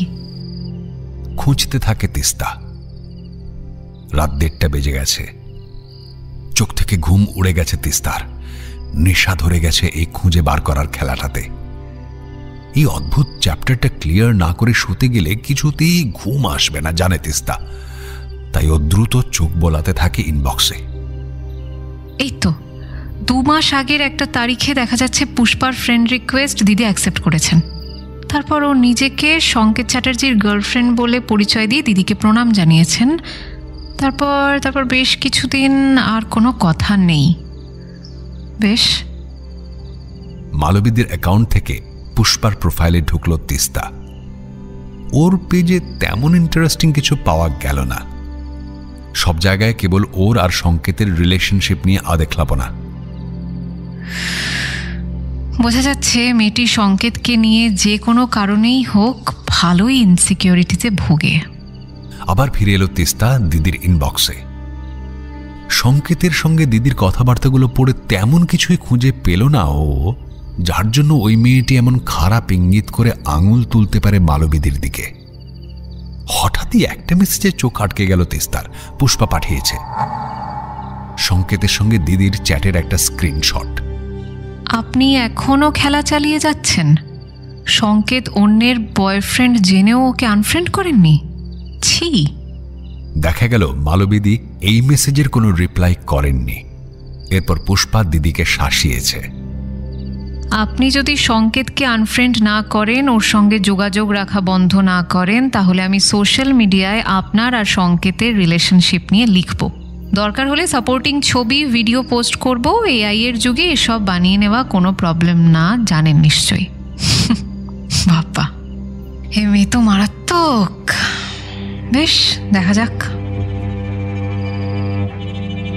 মালবিদি এই মেসেজের কোনো জবাব দেননি, বরং পুষ্পাকে আনফ্রেন্ড করে দিয়েছেন। এরপর এই ব্যাপারে আর কোনো কথাবার্তা নেই। সংকেতকেও মালবিদি কিছু লেখেননি, তাই আর কিছু জানা গেল না। তিস্তা ঠিক করল সংকেত আর ওর গার্লফ্রেন্ডকে খুঁজে বার করতে হবে। এজন্য কাল একবার লালবাজার সাইবার ক্রাইম সেকশনে যেতে হবে। তার উপরে আবার রজতদার কাছ থেকে মালবিদির ফোনটাও পাওয়া যাবে। সুতরাং তদন্তের দিক থেকে আগামীকালটা তিস্তার কাছে বেশ সম্ভাবনাময়।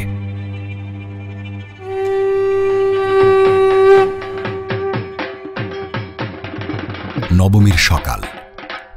অষ্টমীর রাতের রেশ কাটিয়ে মানুষজন এখনো সেভাবে রাস্তায় বেরোতে পারেননি, তাই তিস্তাকে গড়িয়াহাট থানায় পৌঁছতে বেশি কষ্ট করতে হলো না। সারা রাত ডিউটি করে বাড়ি যাবার সুযোগ থাকে না রজতবাবুদের, তাই থানাতেই রেস্ট নিতে হয়। পুজোর 4 দিন থানায় ঘরবাড়ি পুলিশ অফিসারদের। রজতবাবুকে নিজের চেয়ারেই পেয়ে গেল তিস্তা।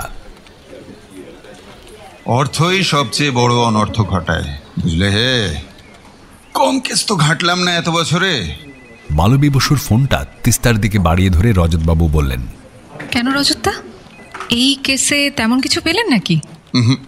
এখনো পর্যন্ত তো পাইনি, তবে প্রপার্টি নিয়ে দূর সম্পর্কের এক আত্মীয়ের সঙ্গে ঝামেলা হয়েছিল শুনেছি। কালকে তাকে থানায় ডেকেওছি। দেখা যাক কিছু বার করতে পারি কিনা পেট থেকে। তিস্তা বুঝল রজতবাবু রন্টুর কথা বলছেন। তাকে যে আগেই বাজিয়ে দেখা হয়ে গেছে ওর, সে কথা আর ভাঙল না, বরং বলল, ওর পেট থেকে কিছু বার করতে পারলে প্লিজ আমাকে জানাবেন তো। বুঝলে তিস্তা, মাঝে মাঝে আমার মনে হচ্ছে আমরা বুনো হাঁসের পিছনে দৌড়চ্ছি। খুনের কোনো মোটিভ নেই, খুনি বলে কাউকে ভাবারও কোনো কারণ খুঁজে পাচ্ছি না, তবু খুনের তদন্ত করছি। আমি ঠিক করেছি এই সপ্তাহের মধ্যে যদি কিছু না বার হয় তবে এই কেস আমি সুইসাইড বলে ক্লোজ করে দেব। তিস্তা এই কথার উত্তর দিল না। কয়েক সেকেন্ড চুপ করে থেকে প্রশ্ন করল, হরিয়ানাতে ফোনটা কি করে গেল কিছু জানা গেছে? ফোনের টাওয়ার লোকেশন দেখে ট্র্যাক করা হয়েছে। এই কদিন বন্ধই ছিল ফোনটা, কালই সুইচ অন করা হয়েছে, আর সঙ্গে সঙ্গে ধরা পড়ে গেছে। কার কাছে ছিল?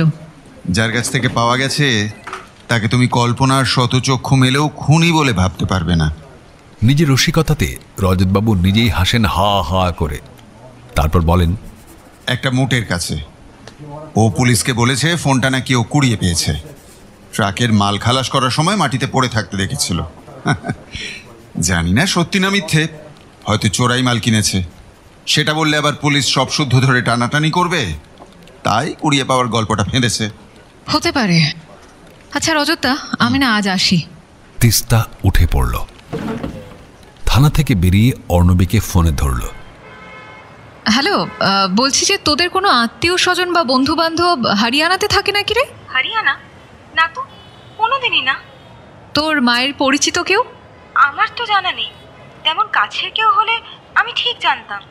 আচ্ছা ঠিক আছে, শোন, তোকে আরেকটা কাজ করতে হবে। তোর বাবার দিক আর মায়ের দিকে যত আত্মীয় আছেন তাদের একটা লিস্ট বানিয়ে ফেল। পাশে পাশে তাদের কন্ট্যাক্ট নাম্বারটাও দিবি, আমি বিকেলে নেব, আর্জেন্ট। ওকে, পেয়ে যাবে। লালবাজারের দিকে যেতে যেতে তিস্তা ভাবল, তথ্য প্রমাণ যা কিছু জোগাড় করার খুব তাড়াতাড়ি করতে হবে। রজতদা কেসটাতে সুইসাইডের স্ট্যাম্প মেরে হিমঘরে পাঠিয়ে দেওয়ার আগেই। গতকাল লালবাজারের সাইবার সেল থেকে তিস্তাকে বলা হয়েছিল পরদিন সকালে আসতে। তিস্তা তাই আজ সকাল 10টায় হাজির হয়ে গেছে। রজতদা বলে দিয়েছিলেন বলে সংকেতের ফোন নাম্বারটা লালবাজারের সাইবার সেল আজ তিস্তাকে বার করে দিয়েছে। সেই সঙ্গে অফিসার জানিয়েছেন, ম্যাডাম, পুষ্পা সাহার ফেসবুক অ্যাকাউন্টটা ভুয়ো। ওই অ্যাকাউন্টটা এখন আর অ্যাক্টিভ নেই। যে ফোন নাম্বার থেকে অ্যাকাউন্টটা ওপেন করা হয়েছিল সেই ফোনটাও বন্ধ আছে। Thank you sir. এইটুকু ইনফরমেশন যখন পেয়েছি তখন আর অসুবিধে হবে না। কান টানলেই মাথা আসবে। সংকেতকে পেয়েছি যখন, তখন পুষ্পার খোঁজও আমি পেয়ে যাব। Thank you so much. Lalbazar থেকে বাইরে বেরিয়ে সংকেতের নাম্বারে রিং করল তিস্তা। হ্যাঁ হ্যালো, সংকেত চ্যাটার্জি কথা বলছেন? হ্যাঁ বলছি। আপনি চিনবেন না আমাকে, আমি তিস্তা, সত্য সন্ধানী। আপনার সঙ্গে আমার মালবী বসুর ব্যাপারে ভীষণ জরুরি কথা আছে। হ্যাঁ বলুন। ফোনে নয়, মিট করতে চাই আপনাকে। আপনি চাইলেই হবে? আপনাকে আমি চিনি না, জানি না, আপনি মিট করতে চান বললেই আমাকে মিট করতে হবে? হ্যাঁ করতে হবে, কারণ তাতে আখেরে আপনারই উপকার হবে। কি উপকার সেটা সামনাসামনি বলবো না হয়? বেশ, তাহলে পুজোর 2 দিন যাক, তারপর দেখা করব আপনার সঙ্গে। এখন পাড়ার পুজো নিয়ে একটু ব্যস্ত আছি। সংকেতবাবু, আপনি যে একটা বড় ঝামেলায় জড়িয়ে পড়েছেন সেটা হয়তো আপনি জানেন না, তাই টালবাহানা করছেন। কাল পর্যন্ত দেরি করলে আপনারই বিপদ বাড়বে। আজই দেখা করুন, এবং সেটা যত তাড়াতাড়ি সম্ভব। এবার বলুন, কতক্ষণে পারবেন? আমাকে কোথায় যেতে হবে? চাঁদনি চক মেট্রো স্টেশন থেকে বেরিয়ে ডান দিকের ফুটপাথে টি স্টেশন ক্যাফে, ওখানেই চলে আসুন। আমি কাছাকাছি আছি, পৌঁছে যাব। ঠিক আছে, আসছি। এখনই যদি রওনা দিই তবুও ঘন্টাখানেক কিন্তু লাগবে আমার পৌঁছতে। বেশ, চলে আসুন। পৌঁছে এই নাম্বারে আমাকে একটা রিং করবেন। আজ অনেক রাস্তাতেই নো এন্ট্রি, সে সঙ্গে গাড়ি পার্ক করারও খুব অসুবিধা। অনেকটা রাস্তা ঘুরে তবে তিস্তা চাঁদনি চকে পৌঁছতে পারল। নিজের অফিসের সামনে গাড়িটা পার্ক করে রেখে ক্যাফেটার দিকে হেঁটে আসার সময় সংকেতের ফোন পেল তিস্তা। তার মানে এসে গেছে ও। এই ক্যাফেটায় সবসময় অত ভিড় থাকে না, বিশেষত এই দুপুর 12টাতে। সাধারণ দিনে তো একদম ফাঁকাই থাকে, আর পুজোর দিন বলে হয়তো একটু লোকজন থাকবে। তাই সংকেতকে এখানে ডেকেছে তিস্তা, যাতে নিরিবিলিতে বসে কথা বলা যায়। ভেতরে সেই সময় মাত্র 3 জন লোক ছিল, একজন প্রৌঢ় আর 2 জন অল্প বয়সী। তার মধ্যে টেবিলে হেলমেট রেখে যে ছেলেটি বসে ফোন ঘাঁটছিল সেই সংকেত অনুমান করে এগিয়ে গেল তিস্তা। আপনি কোথায় আমার জন্যই ওয়েট করছেন? হাই, আমি তিস্তা। হ্যাঁ, আমি সংকেত। বলুন, কেন ডেকেছেন? মালবী বসু মারা গেছেন, জানেন নিশ্চয়ই। হ্যাঁ, কাগজে দেখেছি। আমাকে আর কেই বা জানাবে, তবে আমি কিন্তু আগেই জানতাম। কথাটা শুনে তিস্তা চমকে ওঠে। কি বলছেন? আপনি জানতেন উনি মারা যাবেন? একটু থতমত খায় সংকেত। না, মানে আমি তা বলতে চাইনি। উনি মারা যাবেন সেটা আমি কি করে জানবো, তবে আমার থেকে দূরে চলে যাবেন এটা জানতাম। ছ্যাবলামি করছে নাকি ছেলেটা? নাকি চালাকি করছে? একটা বেফাঁস কথা বলে ফেলে সেটা ঢাকা দেবার চেষ্টা করছে? গম্ভীর হয়ে যায় তিস্তা, সরাসরি আসল কথায় চলে আসে। মিস্টার সংকেত চ্যাটার্জি, আপনি বোধহয় জানেন না মালবী বসু খুন হয়েছেন, আর সে ব্যাপারে কথা বলার জন্য আপনাকে আমি ডেকেছি। কাজেই পরিষ্কার করে কথা বলুন, হেয়ালি করবেন না। এক্ষেত্রে আপনি জানতেন উনি মারা যাবেন, এই কথার কিন্তু একটাই অর্থ হয়। আশা করি আপনি বুঝতে পারছেন আমি ঠিক কি মিন করছি। বিশ্বাস করুন, আমি তা বলতে চাইনি। আসলে আজ পর্যন্ত কখনো কোনো ভালো কিছু ঘটনা আমার জীবনে ঘটেনি। আমার ভালোবাসার মানুষেরা সবাই আমাকে ছেড়ে চলে গেছে। উনি আমার খুব ভালো বন্ধু হয়ে উঠেছিলেন, তাই উনিও যে আমার জীবনে থাকবেন না সেটা আমি জানতাম, কিন্তু সেটা যে এভাবে হবে। কথা শেষ করে না সংকেত, মাথাটা নিচু করে ফেলে। তিস্তা লক্ষ্য করে ওর চোখে জল চিকচিক করছে। তিস্তা দেখেও দেখে না, নিজের মুখের কোনো রেখাকে কোমল হতে না দিয়ে প্রশ্ন করে, বুঝলাম আপনার মালবিদির সঙ্গে খুব ভালো সম্পর্ক ছিল, কিন্তু আপনার গার্লফ্রেন্ড যখন ব্যাপারটা ভালোভাবে নিচ্ছে না, এ নিয়ে ঝামেলা করছে, তখন ব্যাপারটা কন্টিনিউ না করলেই তো পারতেন। আমার গার্লফ্রেন্ড ঝামেলা করছে মানে? ও, আপনার সঙ্গে আপনার গার্লফ্রেন্ডের ঝামেলা হয়নি এই বিষয় নিয়ে? কেন শুধু শুধু মিথ্যে কথা বলছেন সংকেত বাবু? আরে বাবু, ফালতু কেন মিথ্যে কথা বলতে যাব? আমার গার্লফ্রেন্ড থাকলে তবে তো তার সঙ্গে ঝামেলা হবার প্রশ্ন। আসালেন আপনি। ও তাই নাকি? তাহলে পুষ্পা আপনার কে হয়? পুষ্পা? পুষ্পাটা আবার কে? এই নামে তো কাউকে চিনি না আমি। আপনি মনে হয় অন্য কারোর সঙ্গে আমাকে গুলিয়ে ফেলেছেন। ভীষণ অবাক হয়ে গেল সংকেত। তিস্তার রাগ হয়ে যাচ্ছিল, কিন্তু বহু কষ্টে সংযত করল নিজেকে। তারপর বলল, তাহলে সোশ্যাল মিডিয়ায় নিজেকে আপনার গার্লফ্রেন্ড হিসেবে পরিচয় দিয়ে আপনার সঙ্গে ছবি পোস্ট করছে যে মেয়েটি, তাকে আপনি চেনেন না বলছেন। আপনার সাথে ওর চ্যাটের যে স্ক্রিনশটগুলো পোস্ট করেছে সেগুলোও তাহলে ফেক বলতে চাইছেন? আমার ছবি? কই দেখান তো দেখি। তিস্তা ওর ফোনটা বাড়িয়ে ধরে সংকেতের দিকে। সংকেত ছবিটা দেখে হেসে ওঠে। আরে এ তো সুহানা, পুষ্পা হবে কেন? এটা তাহলে ওর ফেক অ্যাকাউন্ট। ফোনটা ফিরিয়ে নিল সংকেত, একটু জল খেল, তারপর বলল, সুহানাকে খুবই ভালোবাসি আমি, কিন্তু ও তো আমাকে ছেড়ে চলে গেছে অনেক দিন হলো। এখন আমাদের মধ্যে কোনো যোগাযোগ নেই। অনেক চেষ্টা করেছিলাম ওকে ফিরিয়ে আনার জন্য, কিন্তু ও কোনো কথাই শুনতে চায়নি। ওর সঙ্গে ছাড়াছাড়ির কারণটা কি মালবিদির সঙ্গে বন্ধুত্ব? না, মালবী বসুর সঙ্গে বন্ধুত্ব হবার অনেক আগেই ও আমার সঙ্গে সম্পর্ক শেষ করে দিয়েছে। সংকেত নিজের জীবনের প্রতিটা দুর্ভাগ্যের কথাই খুলে বলল তিস্তাকে। জীবনটা যে এমন এলোমেলোই থেকে যাবে ভাবতে পারিনি জানেন। ছোটবেলায় বাবা চলে গেছে অন্য মহিলাকে বিয়ে করে। ছোট্ট একটা মুদির দোকান ছিল বাবার, সেটাই মা ছেলে মিলে চালিয়ে অনেক অসম্মান সহ্য করে বড় হয়েছি। কষ্টে সৃষ্টে বিকম পাশ করে একটা চাকরি জুটিয়েছিলাম সেলসে। খুব বেশি কিছু রোজগার নয়, তবু তার ভরসাতেই রাজি হয়ে গেছিলাম পূজার প্রস্তাবে। অল্প বয়সের ভুল, বিয়ে করে ফেললাম আগুপিছু কিছু না ভেবেই। বিয়ের বছর খানেকের মধ্যে মেয়ে জন্মালো, আর দ্বিতীয় বছর ঘুরতে না ঘুরতেই পূজা বিয়ে খেলা শেষ করে মেয়েকে নিয়ে চলে গেল। আবার সেই মা আর ছেলের সংসার। তারপর সুহানার সঙ্গে কিভাবে সম্পর্ক হলো? হ্যাঁ, ফেসবুকে। পূজার সঙ্গে ছাড়াছাড়ি হয়ে যাবার পর ঠিক করেছিলাম আর কোনো সম্পর্কে জড়াবো না, কিন্তু তার হতে দিল কোথায় সুহানা। ফেসবুকের বন্ধুত্বটাকে বাড়িয়ে তুলল তো ওই মেয়েই।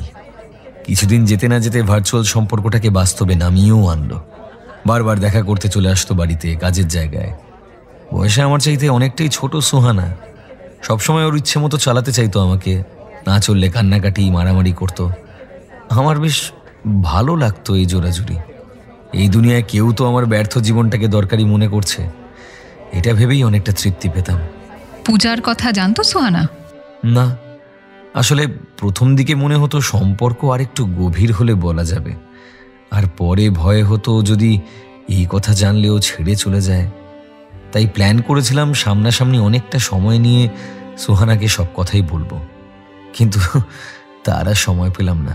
বাড়িতে ঝগড়াঝাটি করে সোহানা হঠাৎই একদিন এসে উঠলো আমাদের বাড়িতে, আমাকে আগে থেকে কিছু না জানিয়ে। তারপর ও বলল ওর বাড়িতে থাকা যাচ্ছে না, তাই এখানেই থাকবে। মা আর আমি মিলে অনেক বোঝানোর চেষ্টা করলাম যাতে সোহানা বাড়ি ফিরে যায়, কিন্তু ও শুনল না। ওর একই কথা, একবার যখন বাড়ি ছেড়ে বেরিয়ে এসেছি তখন আর কিছুতেই ওখানে ফিরবো না। বাধ্য হয়ে থাকতে বলতে হলো ওকে, নাহলে যদি কিছু অঘটন ঘটায়। যা মুডি মেয়ে, ওকে কোনো বিশ্বাস নেই। দিন 7 মতো ছিল সুহানা, মায়ের ঘরেই থাকতো। সেই সময় ওর একটা পরীক্ষা চলছিল বলে পড়া নিয়ে সারাদিন ব্যস্ত থাকতো। মাঝে মাঝে অবশ্য আমার সঙ্গে খুনসুটিও করতে চলে আসতো। ওই 7টা দিন জীবনের সব থেকে ভালো সময় কাটিয়েছি আমি। কিন্তু ওই যে মা বলে পোড়া কপাল, সেই কপালে কি আর সুখ স্থায়ী হয়? আমি ঠিক করেছিলাম সোহানার পরীক্ষা শেষ হলে ওকে নিজের অতীতটা জানাবো, কিন্তু তার আগেই গন্ডগোলটা হয়ে গেল। কিরকম? পাড়ার লোকজন ওর কানে পূজার কথা তুলেছিল, তাই শুনে রেগে গিয়ে ও আমার উপর চড়াও হলো। আমাকে কিছু বলার সুযোগই দিল না সোহানা, একাই চিৎকার করতে থাকলো। আমার বা মায়ের কোনো কথা কানে না তুলেই সোহানা চলে গেল। সোহানা সেদিনের রাগের মাথায় বেরিয়ে যাওয়া দেখে একবারের জন্য আমি ভাবিনি যে সত্যি সম্পর্কে দাঁড়ি টেনে দিল মেয়েটা। তিস্তা শুনল বটে, কিন্তু ওর ভুরুর ভাঁজ মেলাল না। সংকেতের বক্তব্যের সাথে ওর হাতে থাকা তথ্যগুলো ঠিক খাপ খাচ্ছে না, কোথাও যেন একটা ফাঁক থেকে যাচ্ছে। এখনই সংকেতকে কিছু বলল না তিস্তা, বরং জানতে চাইল, আচ্ছা সুহানার বাড়ির ঠিকানাটা আছে আপনার কাছে? যে ঠিকানাটা ও আমাকে বলেছিল আমি সেখানে গেছিলাম ওকে বুঝিয়ে সুঝিয়ে ফিরিয়ে আনার জন্য, কিন্তু ওকে পাইনি। জানেন, ও নিশ্চয়ই আমাকে ভুল ঠিকানা দিয়েছিল। আমি গিয়ে দেখলাম ওই অ্যাড্রেসে অন্য লোক থাকে। ও, ফোনে ধরতে পারেননি? আমার সঙ্গে যোগাযোগ রাখতে চায় না বলে ফোন নাম্বারটাও বদলে ফেলেছে। ওর আগের নাম্বারটা এখন অচল। তবু আপনি যদি ওর ঠিকানা আর নাম্বারটা আমাকে দেন তাহলে খুব ভালো হয়, মানে যেটা আপনার কাছে আছে। সংকেত একটা কাগজে লিখে দিল। সেটাতে চোখ বোলাতে বোলাতেই তিস্তা জিজ্ঞেস করলো, আচ্ছা আপনার পরিচিত কেউ হরিয়ানাতে থাকে? না তো, কখনো শুনিনি। কেন বলুন তো? তিস্তা ওর প্রশ্নের জবাব না দিয়ে আবার জিজ্ঞেস করলো, আপনার কোম্পানির হেড অফিস তো হরিয়ানাতে? কই না তো, আমাদের হেড অফিস তো দিল্লিতে। কেন বলুন তো? ও না না, আসলে আমার একটু দরকার ছিল, একদম ব্যক্তিগত প্রয়োজন। পরিচিত কেউ থাকলে হরিয়ানার একটা ঠিকানা একটু খোঁজ করতে দিতাম। ঠিক আছে সংকেতবাবু, এখানে আসার জন্য অসংখ্য ধন্যবাদ। আর আপনার সাথে যদি সুহানার কোনো রকম যোগাযোগ হয় তাহলে আমাকে অবশ্যই জানাবেন কিন্তু। হ্যাঁ, সংকেতের সঙ্গে দেখা করে ফিরে আসার পর থেকে খুব গম্ভীর ছিল তিস্তা। নবমীর দুপুরে খাওয়া দাওয়ার ব্যবস্থা বাড়িতেই, অর্কই আজ রান্না করেছে। খাবার টেবিলে তিস্তাকে অন্যমনস্ক হতে দেখে অর্ক বলল, কি মুশকিল, এমন অন্যমনস্ক ভাবে মাংস ভাত খেলে সেটা কিন্তু একটু পাঁঠার প্রতি অবিচারই হয়। যাকে যে রান্না করেছে সেই অবাকার কথা নয়, বাদই দিলাম। তিস্তা হেসে ফেলল।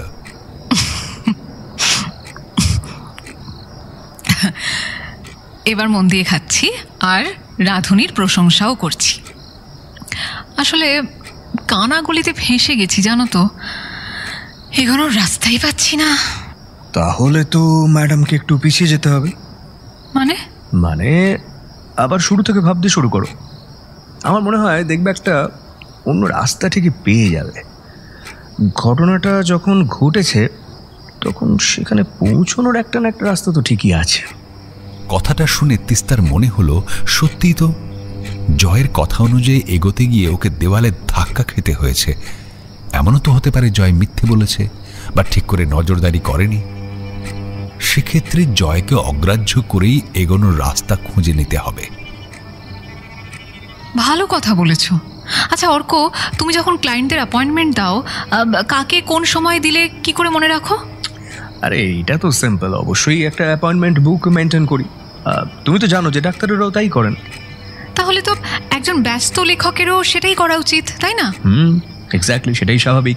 নইলে মনে রাখবেন কি করে? কারেক্ট। এই সহজ কথাটাই আমার মাথায় আসেনি। সাধারণত পাবলিক নিয়ে ডিল করেন যারা, তারা কাউকে আগে থেকে অ্যাপয়েন্টমেন্ট দিলে সেটা তো নোট করে রাখেন। সেক্ষেত্রে মালবিদিরও যদি তেমন অভ্যেস থেকে থাকে, তবে তবে ওই দিনের অ্যাপয়েন্টমেন্টের লিস্টটা থেকেই তো জানা যাবে যে সেদিন কাদের আসার কথা ছিল। একদমই তাই। Thank you Arka. তাড়াতাড়ি খাওয়া শেষ করে উঠে পড়ল তিস্তা। মালবিদির লেখাপড়ার টেবিল থেকে যেসব কাগজপত্র এনেছিল তিস্তা এবার সেগুলোকে নিয়ে বসল। কাগজপত্রের মধ্যে একটা পাতলা পকেট ডায়েরিও পাওয়া গেল, যাতে তারিখ আর সময় দিয়ে নাম লেখা আছে। তাহলে এটাই তো সে অ্যাপয়েন্টমেন্ট নোট করার ডায়েরি। উত্তেজনায় বুকের মধ্যে ঢিপ ঢিপ করতে লাগলো ওর। এখনই তাহলে জানা যাবে ওই মিসিং লিঙ্কের নাম। তিস্তার অনুমান একদম সঠিক। ওই দিনের পাতাটা খুলে দেখলো দুটো নাম লেখা আছে, মুখার্জিদা আর সাথী। তার মানে গৌতমবাবুর আসার কথাই ছিল না। কিন্তু ব্যাপারটা এখন আরো জটিল হয়ে গেল। একজনের বদলে দুজনকে খুঁজতে হবে। অরুণবী হয়তো এদের খোঁজার ব্যাপারে সাহায্য করতে পারে ভেবে ওকে ফোন করলো তিস্তা। হ্যাঁ, হ্যালো। হ্যাঁ পিপি, বলো। আচ্ছা, মালবিদি মুখার্জিদা বলে ডাকতেন এমন কাউকে চিনিস? হ্যাঁ চিনি তো। মুখার্জি আঙ্কেল আমার বাবার বন্ধু। আমাদের বাড়িতে বেশ যাওয়া আসা ছিল। কেন বলো তো, কি হয়েছে? না মানে এখনো পর্যন্ত তেমন কিছু হয়নি, তবে হলেও হতে পারে বুঝলি। আচ্ছা, তোর কাছে মুখার্জিদার ফোন নাম্বারটা আছে নিশ্চয়ই? হ্যাঁ আছে তো। আচ্ছা, আমাকে এক্ষুনি পাঠিয়ে দে তো। আচ্ছা পাঠাচ্ছি। মুখার্জিদা অর্থাৎ স্থবির মুখার্জিকে একবারের চেষ্টাতে পেয়ে গেল তিস্তা। হ্যাঁ হ্যালো, অসময়ে আপনাকে বিরক্ত করার জন্য আমি আগেই ক্ষমা চেয়ে নিচ্ছি স্যার। আমি তিস্তা বলছি। মালবী বসুর ব্যাপারে একটু কথা বলার ছিল। কে তিস্তা? আপনি আমাকে চিনবেন না, আমি মালবিদির একজন কাছের মানুষ। আপনার নাম্বারটা আমাকে অর্ণবী দিয়েছে। বলুন, কি বলার আছে? আচ্ছা, যেদিন মালবিদি মারা গেছেন সেদিন বিকেলে আপনার তো ওর বাড়িতে যাওয়ার কথা ছিল। আপনি কটা নাগাদ গেছিলেন সেটাই একটু জানতে চাইছি স্যার। ওই দিন দুপুরে পা হড়কে গিয়ে আমার ডান পায়ের লিগামেন্টে ছিঁড়ে গেছে, তাই মালবীর ওখানে আর যাওয়া হয়নি। ঘরে বসে ক্রেপ ব্যান্ডেজ বেঁধে পুজোর দিনে বসে রয়েছে। আপনি চাইলে একবার দেখে যেতে পারেন। পুলিশ বা টিকটিকি আপনি যাই হন না কেন, আর একটু বুদ্ধির দরকার ছিল। যাওয়ার কথা ছিল এটা জানেন, আর যায়নি এটা জানেন না। দুম করে ফোন রেখে দিলেন ভদ্রলোক। বোঝা গেল কাঁচা ঘুম ভাঙানোয় অত্যন্ত রুষ্ট হয়েছেন তিনি। মুখার্জিদা তো মিটল, এবার সাথীকে খোঁজার পালা। অর্ণবী বলে দিয়েছে সাথী নামে কাউকে সে চেনে না। সাথীর সন্ধান কিভাবে করবে ভাবতে ভাবতে অসময়ে ঘুমিয়ে পড়েছিল তিস্তা। আধ ঘন্টা বাদে ঘুমটা ভেঙে গেল যখন, তখন ওর মাথাটা একদম ছেড়ে গেছে। তিস্তার মনে হলো ঘুমের মধ্যে একটা রাস্তার খোঁজ দিয়ে দিয়েছে মগজের ছাইরঙা কোষগুলো। ওর মনে হচ্ছিল এই নামটা দুই একদিনের মধ্যে কোথাও চোখে পড়েছিল। সম্ভবত এই কেসটা নিয়ে নাড়াচাড়া করতে গিয়ে দেখেছে, কিন্তু এই মুহূর্তে মনে করতে পারছে না কোথায় দেখেছে। শান্ত হয়ে বসে চোখ বন্ধ করে নিজের স্মৃতির ভেতরে ডুবুরে নামালো তিস্তা। আতিপাতি করে খুঁজতে লাগলো সাথী শব্দটাকে। দিদির কাছে আসা চিঠিপত্র, ভিজিটিং কার্ডগুলো আবার দেখতে শুরু করলো। ওর মনে হচ্ছে এখানেই কোথাও দেখেছিল নামটা। ঘাঁটতে ঘাঁটতে পেয়েও গেল একটা চিঠি, মানে একটা নিমন্ত্রণ পত্র।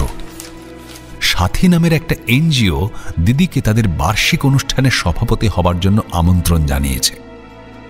হতাশ হল তিস্তা। এত মাথা ঘামিয়ে শেষ পর্যন্ত সাথী একটা সংস্থা। হয়তো সেদিন সাথীকে কোনো কিছু কমিট করার ছিল, তাই রিমাইন্ডার হিসেবে অ্যাপয়েন্টমেন্ট ডায়েরিতে লিখে রেখেছিলেন তিনি। তবু একবার নেড়ে চেড়ে দেখবে বলে সাথীর ফোন নাম্বার আর অ্যাড্রেসটা নোট করে রাখল তিস্তা। চুপ করে বসে ভাবতে ভাবতে হঠাৎই তুলিকাদির কথা মনে পড়ল তিস্তার। তুলিকাদি সিনিয়র জার্নালিস্ট, নেপালহাটের দিকেই থাকেন। সাথী সম্পর্কে উনি খবর রাখতে পারেন। তুলিকাদিকে ফোন করল তিস্তা। হ্যাঁ তুলিকাদি, বাড়িতে আছো গো? এখন একটু কথা বলা যাবে? হ্যাঁ রে, বাড়িতেই আছি। ছুটির দিনের আরাম ছেড়ে এখন আর কোথায় বেরোবো বল? বল কি বলবি? আচ্ছা, তোমাদের ওদিকে সাথী নামে একটা এনজিও আছে না? ওদের সম্পর্কে কিছু জানো? মানে ওদের কাজকর্মের ব্যাপারে? হ্যাঁ, সাথে একটা পুরনো অর্গানাইজেশন। ওরা বেসিক্যালি সমাজের পিছিয়ে পড়া মেয়েদের নিয়েই কাজ করে। নেপালহাটের ভেতর দিকটা নতুন টাউনশিপের মতো অতটা ঝাঁ চকচকে নয়, কিন্তু সেটা জানিস তো, এখানকার বাসিন্দাদের মধ্যে এখনো পর্যন্ত সেই 5 দশকের আগের মানসিকতাই রয়ে গেছে। এইসব জায়গার মেয়েরা মাধ্যমিক পাস হোক না হোক বিয়েটা আগে হয়ে যায়। ক্লাস 8 বা 9-এ উঠে প্রচুর মেয়েরা পড়াশুনো ছেড়ে দেয়। অবশ্য তার জন্য তাদের সামাজিক আর অর্থনৈতিক অবস্থাই দায়ী। আর কেনই হবে না বল? এইসব মেয়েদের মায়েরা কাজ করে এই সমস্ত ফ্ল্যাটগুলোতে, যেগুলো গজিয়ে উঠেছে ওদেরই জমিতে, যেখান থেকে একদিন ওদের উৎখাত হতে হয়েছিল। ও আচ্ছা, তাহলে তো সাথী বেশ ভালো অর্গানাইজেশন, তাই না? হ্যাঁ, বেশ ভালো কাজ করে ওরা। কিন্তু তুই এত খোঁজ নিচ্ছিস কেন বলতো? ভাবছিলাম একটা কভার স্টোরি করব। বেশ তো, কর না। সাথীর সেক্রেটারি তনিমা আমার বেশ পরিচিত, কথা বলবি? হ্যাঁ, তুমি একটু আমার কথা বলে দেবে গো, মানে তাহলে খুব ভালো হয়। আর ওর নাম্বারটাও আমাকে পাঠিয়ে দাও, আমি একটু বাদে কল করে নিচ্ছি। তিস্তাকে আর ফোন করতে হলো না, তনিমাদি নিজেই ফোন করলেন। হ্যালো, আপনি তিস্তা বলছেন? হ্যাঁ, আপনি তনিমাদি তো? হ্যাঁ, তুলিকাদি ফোন করেছিলেন, বললেন আপনার নাকি দরকার আছে আমার সঙ্গে। আসলে একটু বাদে বাচ্চাদের নিয়ে ঠাকুর দেখতে বেরোতে হবে, তখন যদি আপনি কল করেন আমি কথা বলতে পারবো না, তাই আমি আগেভাগে কলটা করে নিলাম। থ্যাংক ইউ দিদি, অনেক ধন্যবাদ। আসলে আমি মালবিদি মানে মালবী বসুর জীবন আর কাজ নিয়ে একটা স্টোরি করছি আমাদের কাগজের জন্য। সেটা করতে গিয়ে দেখলাম উনি আপনাদের অর্গানাইজেশনের সঙ্গে যুক্ত ছিলেন, ওই ব্যাপারে একটু ডিটেলসে জানার ছিল। না, মানে উনি ঠিক আমাদের সঙ্গে যুক্ত ছিলেন না। আমাদের একটা অনুষ্ঠানে ওনাকে আমন্ত্রণ জানানো হয়েছিল বক্তা হিসেবে। আমরা পিছিয়ে পড়া মেয়েদের নিয়ে কাজ করি তো, তাই একজন বিশিষ্ট মানুষ যদি মেয়েদের পড়াশোনা শেখা, স্বনির্ভর হওয়ার প্রয়োজনীয়তা সম্বন্ধে বলেন, তবে বিষয়টার একটু গুরুত্ব পায়। তাই ওকে প্রধান অতিথি করে এনেছিলাম। সাথীর কাজকর্ম দেখে খুব খুশি হয়েছিলেন মালবিদি, আমাদের কথা দিয়েছিলেন ভবিষ্যতে আবার আসবেন, কিন্তু সেই সুযোগ তো আর হলো না। সেই উনি এভাবে চলে যাওয়ায় বাংলা সাহিত্যের অনেক ক্ষতি হয়ে গেল। তা আপনি নিশ্চয়ই মালবিদির লেখার খুব ভক্ত? আসলে মানে আমার ঠিক লেখাপড়ার না অতটা অভ্যেস নেই। আমাদের সংগঠনের একটি মেয়ে আইভি, ও দিদির খুব ভক্ত। আইভি মালবিদিকে অনুষ্ঠানে আনার কথা বারবার বলছিল, তাই তো ওকে আমরা ইনভাইট করে এনেছিলাম। ও আরেকটা কথা তনিমাদি, তুলিকাদির কাছে সাথীর কাজকর্মের কথা শুনে আমার খুব ইন্টারেস্টিং লাগলো, তাই ভাবছি সাথীকে নিয়েও একটা স্টোরি করব। শনিবারের একটা স্পেশাল পাতা থাকে আমাদের, ওখানে ছাপা হবে। তাহলে তো খুব ভালো হয়, এ তো খুব ভালো কথা। লোকজন যত জানবে আমাদের কাজ সম্পর্কে, ততই তো আমাদের ফান্ড পেতে সুবিধা হবে। জানেনই তো এই ধরনের এনজিওগুলোর ফান্ডিং একটা বিরাট সমস্যা। বেশ, তার জন্যে নিজের চোখে যদি একবার আপনাদের কাজকর্ম দেখতে পারতাম খুব ভালো হতো। কাল যাব? কাল? কাল তো ভাই দশমী, আমাদের ছুটি। আপনি পরশু আসুন না। ও আসলে পরশু থেকে তো আমার অফিস, কাল হলে অনেকটা সময় দিতে পারতাম, লেখাটারও একটা লেআউট হয়ে যেত। দেখুন না, যদি কোনোভাবে কাল হয়। ঠিক আছে, আপনি আসুন, আমি পৌঁছে যাব। থ্যাংক ইউ তনিমাদি, কাল তাহলে দেখা হচ্ছে। হ্যাঁ, আজ বিজয়া দশমী। এবছর পুজোর দিনগুলো যে কিভাবে হুড়মুড়িয়ে কেটে গেল তিস্তা বুঝে উঠতেই পারল না। এদিকে মালবিদির খুনের কিনারা হলো না এখনো। সত্যি কি ও বুনো হাঁসের পেছনে ছুটেছে এই কটা দিন?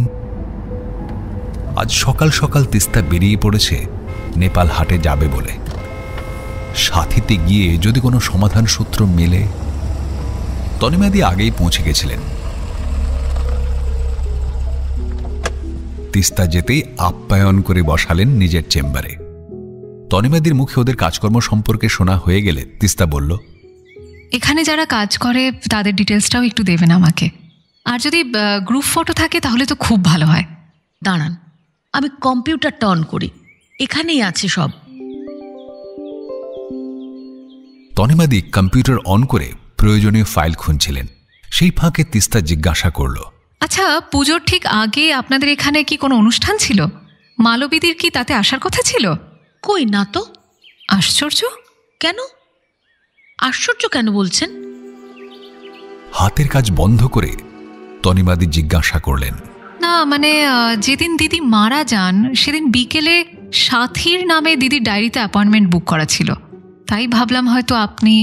তাই নাকি? কই, আমি তো কিছু জানি না। তিস্তাকে মাঝপথে থামিয়ে দিয়ে বললেন তনিমাদি। ওর কথা শুনে তিস্তার মনে হলো উনি সত্যিই কিছু জানেন না। ও, তাহলে আপনি কাউকে পাঠাননি? না, আমি পাঠাবো কেন? আমার তো ওর সঙ্গে কোনো দরকার নেই। অথচ সাথীর ফোন নাম্বার থেকে ওর কাছে আগের দিন একটা কল গেছিল, তার মানে আপনার কোনো স্টাফই হয়তো করেছিল কলটা। তাহলে ওটা নিশ্চয়ই আইভির কাজ। আসলে ও মালবিদির খুব ভক্ত। যেদিন দিদি আমাদের এখানে এসেছিলেন সেদিন আইভি তো নিজে উদ্যোগ করে দিদিকে বাড়িতে পৌঁছে দিতে গেছিল। মিষ্টির প্যাকেট, ফুলের বোকে এসব ছিল তো। ও বলল আমি ম্যাডামের সঙ্গে যাই, জিনিসগুলো বাড়িতে পৌঁছে দিই, আর তাহলে ম্যাডামের সঙ্গে একটু রিলেশনও করা যাবে। দেখুন, হয়তো ও নিশ্চয়ই সেদিন ম্যাডামের কাছে বইটই নিয়ে গেছিল সই করাবে বলে। আমি আইভিকে জিজ্ঞেস করব। না, আইভিকে এখন আপনি কিছুই বলবেন না। শুধু তাই নয়, আমার সঙ্গে আপনার যে কথাবার্তাগুলো এখানে হলো সেগুলো আপনি কাউকেই বলবেন না। ইনফ্যাক্ট আমার এখানে আসার ব্যাপারেও আপনি কাউকে কিছু বলবেন না এখন। তনিমাদির মুখ শুকিয়ে গেল। ভয় পাওয়া গলায় বললেন, কেন? কিছু সমস্যা হয়েছে? সমস্যা একটা হয়েছে, তবে তাতে আপনার ভয় পাওয়ার কোনো কারণ নেই। সবই আমি আপনাকে জানাবো, শুধু 2 দিন আপনি প্লিজ একটু চুপ করে থাকবেন। ঠিক আছে।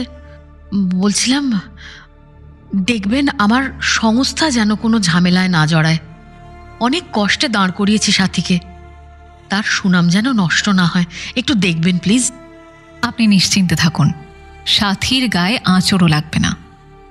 আপাতত আপনি আমাকে আর একটু হেল্প করবেন প্লিজ। মানে আইভির যদি কোনো ছবি বা কোনো আইডি প্রুফ থাকে সেটা একবার দিন না। তনিমাদি আইভির আধার কার্ডের ফটোকপি আর ছবি কম্পিউটার থেকে বার করে দিলেন। অনেক অনেক ধন্যবাদ তনিমাদি। আজ আসি, 2-1 দিনের মধ্যেই আশা করছি আপনাকে আমি সব জানাতে পারবো। প্লিজ আপনি আমার রিকোয়েস্টটা রাখবেন, কাউকে এখন কিচ্ছু বলবেন না। সাথীর দপ্তর থেকে বেরিয়ে তিস্তা সোজা গেল মালবিদের বাড়িতে। যেতে যেতে অর্ণবীকে ফোন করে যাওয়ার কথা জানিয়ে দিয়েছিল। পৌঁছে অর্ণবীকে সঙ্গে নিয়ে ও সোজা জয়ের কাছে গেল। আচ্ছা জয়, একটু ভালো করে মনে করে বলুন তো, যেদিন দিদি মারা গেলেন সেদিন চম্পা যাওয়ার পরে আর ওই ভদ্রলোক আসার আগে অন্য কারোর ফ্ল্যাটে অচেনা কেউ এসেছিল কিনা? মানে যারা সবসময় আসে তারা ছাড়া অন্য কেউ? হ্যাঁ হ্যাঁ হ্যাঁ হ্যাঁ, একটা সেলস গার্ল এসেছিল, পিঠে একটা বড় ব্যাগ ছিল। আমি কিন্তু জিজ্ঞেস করেছিলাম কোথায় যাবে, তো বলল দোতলায় 2B-তে, ওখানে শাড়ির অর্ডার আছে, দিতে যাবে।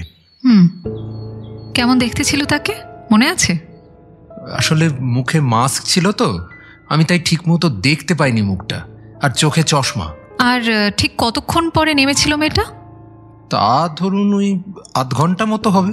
ঠিক আছে জয়, তবে এবার থেকে না নতুন কোনো লোক মাস্ক পরে এলে মাস্কটা অবশ্যই না খুলিয়ে ভালো করে মুখটা দেখে তারপরেই ঢুকতে দেবেন, বুঝেছেন?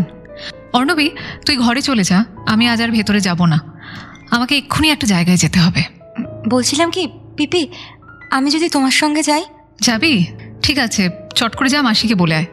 আর হ্যাঁ, একটা কন্ডিশন আছে, কোথায় যাচ্ছি, কেন যাচ্ছি, এসব প্রশ্ন কিন্তু করা চলবে না।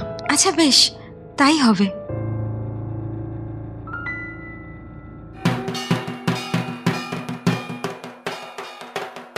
এই বছরের মতো দুর্গা মায়ের ছুটি শেষ। ছুটি শেষ তিস্তারও।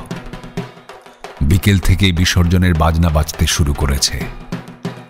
বাড়ির ঠাকুর, ছোটখাটো ক্লাবের ঠাকুরের ভাসান যাত্রা দেখতে দেখতে তিস্তার বুকের মধ্যে একটা শূন্যতা ডালপালা মেলতে শুরু করে দিয়েছে। কাল থেকেই অফিস আর ডেইলি রুটিনে ফেরা। দশমীর সন্ধ্যায় কয়েকজন আত্মীয়ের বাড়িতে যায় তিস্তা আর অর্ক। আজও গেছিল। ফিরতে বেশ রাতই হয়ে গেল। বাড়িতে ঢুকতে না ঢুকতেই রজতবাবুর ফোন এলো। কি হে মিস মার্পল, কিছু পেলে? তিস্তা জানতো ফোনটা আজ কিংবা কাল আসবেই, তাই ও মনে মনে জবাব তৈরি রেখেছিল। হ্যাঁ রজতদা, আমাকে আরেকটা দিন সময় দিন, তারপর আপনার মনে হলে আপনি এই কেসটাকে সুইসাইড বলে ক্লোজ করে দেবেন। তা তো দিতেই হবে। বুনো হাঁসের পিছনে তো আর অনন্তকাল ধরে ছোটা যাবে না। কিন্তু তুমি কি বুঝছো, দুদিনে খুনিকে ধরে ফেলতে পারবে? ছোটবেলায় স্কুলে সিঁড়ি ভাঙা অঙ্ক করতাম, মনে আছে? তেমনভাবে স্টেপগুলোকে টপকে অনেকটাই ছোট করে ফেলেছি সমস্যাটা। আর মাত্র 2টো প্রশ্নের উত্তর খুঁজতে হবে আমায়। যদি না পাই সারেন্ডার করবো রজতদা। ওকে, চালিয়ে যাও, কোনো দরকার হলে বলো। Best of luck. Thank you রজতদা। পরদিন থেকে অফিসে গিয়ে চটপট নিজের কাজগুলো সেরে নিল তিস্তা। এবার স্পেশাল পারমিশন নিয়ে বেরোতে হবে। খুব তাড়াতাড়ি গুটিগুলো সাজিয়ে ফেলতে হবে। তিস্তা চটপট ওর গেম প্ল্যান সাজিয়ে নিল। প্রথমে রজতদার কাছে যেতে হবে, পুরো প্ল্যানটা রজতদার সঙ্গে আলোচনা করতে হবে। তার আগে মালবিদির ফ্ল্যাটেও একবার যাওয়া দরকার। মালবিদির সুইনহাউস স্ট্রিটের আবাসন থেকে বেরিয়ে গড়িয়াহাট থানায় ঢুকল তিস্তা। রজতবাবু নিজের চেয়ারেই ছিলেন। দুজন ভদ্রলোক ছিলেন বলে ইশারায় তিস্তাকে বসতে বললেন তিনি। চা আনিয়ে দিলেন। চা খেতে খেতে গেম প্ল্যানটা একবার মনে মনে ঝালিয়ে নিল তিস্তা। আরও মিনিট 10 পর ফাঁকা হলেন রজতবাবু। হ্যাঁ বলো মিস মার্পল, কিনারা হলো? জাল বেছাতে হবে রজতদা, একটা জাল বেছাতে হবে, আর তার জন্য আপনার হেল্প লাগবে। আমি তো হেল্প করার জন্য হাত বাড়িয়েই আছি। বলো কি করতে হবে। কিন্তু শেষ পর্যন্ত খুনি ধরা পড়বে তো, নাকি অশ্বডিম্ব প্রসব হবে? দেখো, ডিপার্টমেন্টের সবার সামনে আমার বার নাক কাটা যেন না যায়। একটা রিস্ক নিয়ে দেখি আমার আইডিয়াটা ক্লিক করে কিনা। তার জন্য একটা ট্র্যাপ পাততে হবে, বুঝলেন? আপনি কাল দুপুর 2টো নাগাদ সাদা পোশাকে মালবিদির ফ্ল্যাটে পৌঁছে যাবেন। সঙ্গে সাদা পোশাকে মহিলা পুলিশও নিয়ে আসবেন। মালবিদির বেডরুম ভেতর থেকে বন্ধ করে আপনি আর সংকেত থাকবেন। সদর দরজা লক করে দেবেন। আমি সাসপেক্টকে নিয়ে লক খুলে ঢুকব। ও জানবে ঘরে আর কেউ নেই, আমি আর ও ছাড়া। তাহলে আমার মনে হয় ও মুখ খুলবে। ফ্ল্যাটে কিছু মাইক্রোফোন আর রেকর্ডারকে লুকিয়ে রাখার ব্যবস্থা আমি আজ সন্ধেই করছি। সাসপেক্টের কথাবার্তা আমরা সব ওতেই রেকর্ড করে নিতে পারবো। ও যদি এমনিতে মুখ না খোলে তবে অন্য ব্যবস্থা নিতে হবে। যাই হোক, আপনারা সময় মতো পৌঁছে যাবেন। অর্ণবী থাকবে ফ্ল্যাটে, ও আপনাকে সবটা দেখিয়ে দেবে। রজতবাবু মুচকি হেসে বুড়ো আঙুলটা তুললেন। Best of luck. Thank you. যদিও তিস্তা পুলিশের কাজে নাক গলাচ্ছে, তবুও রজতবাবু মনে মনে চাইছেন তিস্তার সাফল্য পাক। রজতবাবুর সঙ্গে আলোচনা শেষ করে থানা থেকেই তনিমাদিকে ফোন করল তিস্তা। হ্যাঁ তনিমাদি, তিস্তা বলছি। একটু পরে আপনাদের অফিসিয়াল মেল আইডিতে একটা মেল যাবে অর্ণবী মানে মালবিদির মেয়ের অ্যাকাউন্ট থেকে।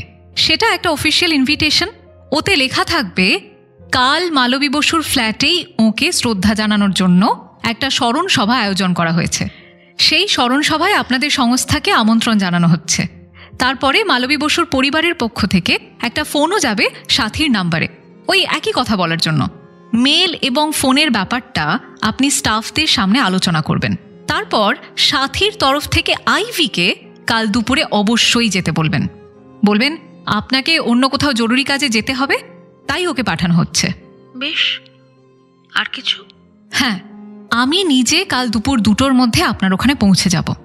আমি আইভিকে সঙ্গে করে নিয়ে আসব। এটা আমি আর আপনি, আমরা দুজনই শুধু জানলাম। বাকিরা জানবে আমি আমার স্টোরির মেটেরিয়াল কালেক্ট করার জন্য সাথীতে যাচ্ছি। ঠিক আছে? ঠিক আছে। পরিকল্পনা অনুযায়ী পরদিন সাথীর অফিস থেকে আইভিকে নিয়ে মালবিদির বাড়ির উদ্দেশ্যে রওনা দিল তিস্তা।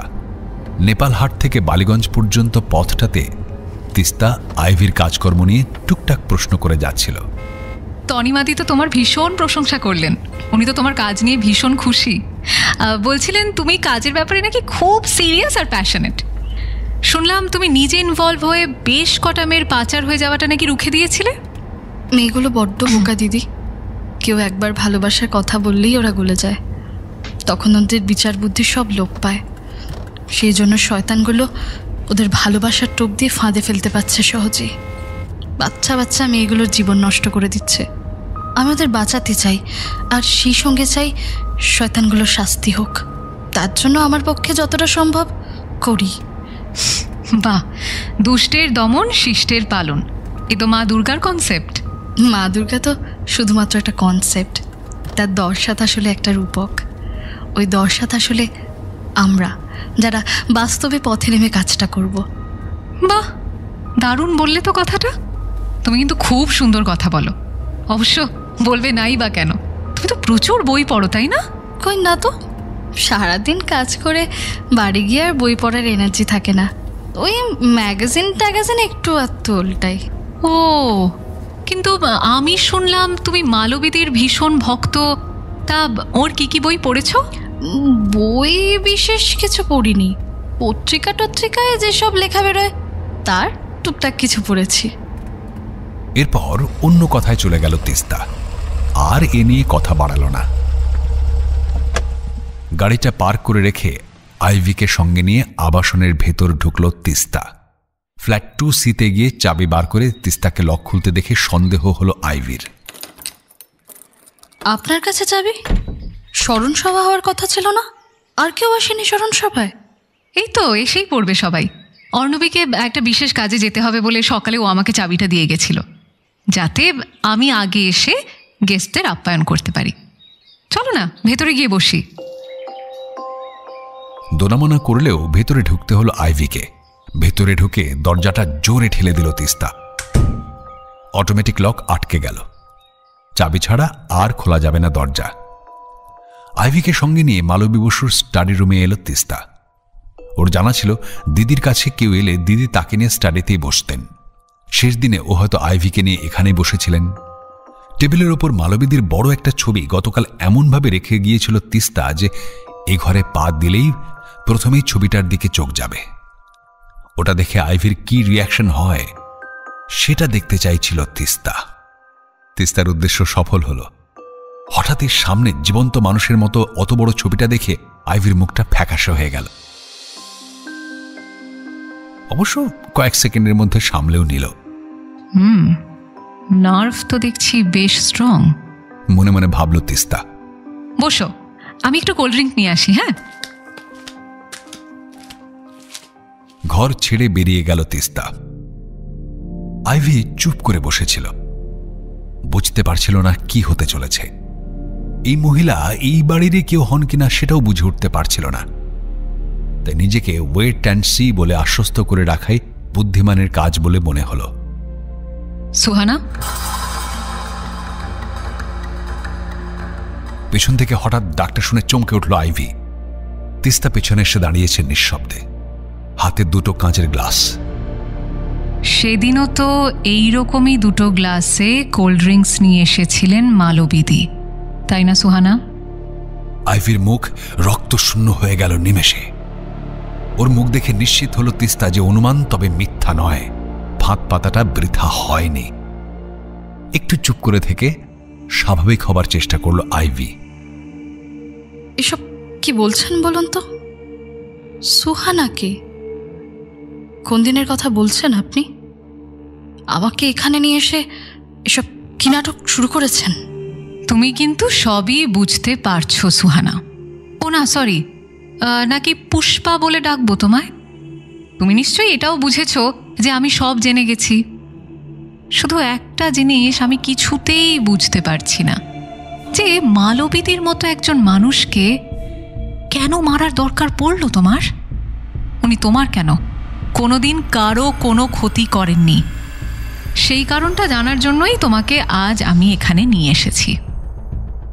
আইভি তবুও হার মানে না। ওনাকে আমি মেরেছি এমন অদ্ভুত আইডিয়া আপনার মাথায় এলো কি করে বলুন তো? মানছি আমি নাম বদলে ফেসবুকে আছি, অন্য নামে রিলেশন করেছি, কিন্তু সেটা আমার ব্যক্তিগত ব্যাপার। তার সঙ্গে ওনার মারা যাবার কি সম্পর্ক? আপনি নিশ্চয়ই খুব টিভি সিরিয়াল দেখেন, তাই এসব ভাবনা আপনার মাথায় আসে। যা বলেছ, তোমার কথা 100% সত্যি। সত্যি তো, ফেক প্রোফাইল করে কারোর সাথে রিলেশন করা তো মোটেও আইনের চোখে অপরাধ নয়।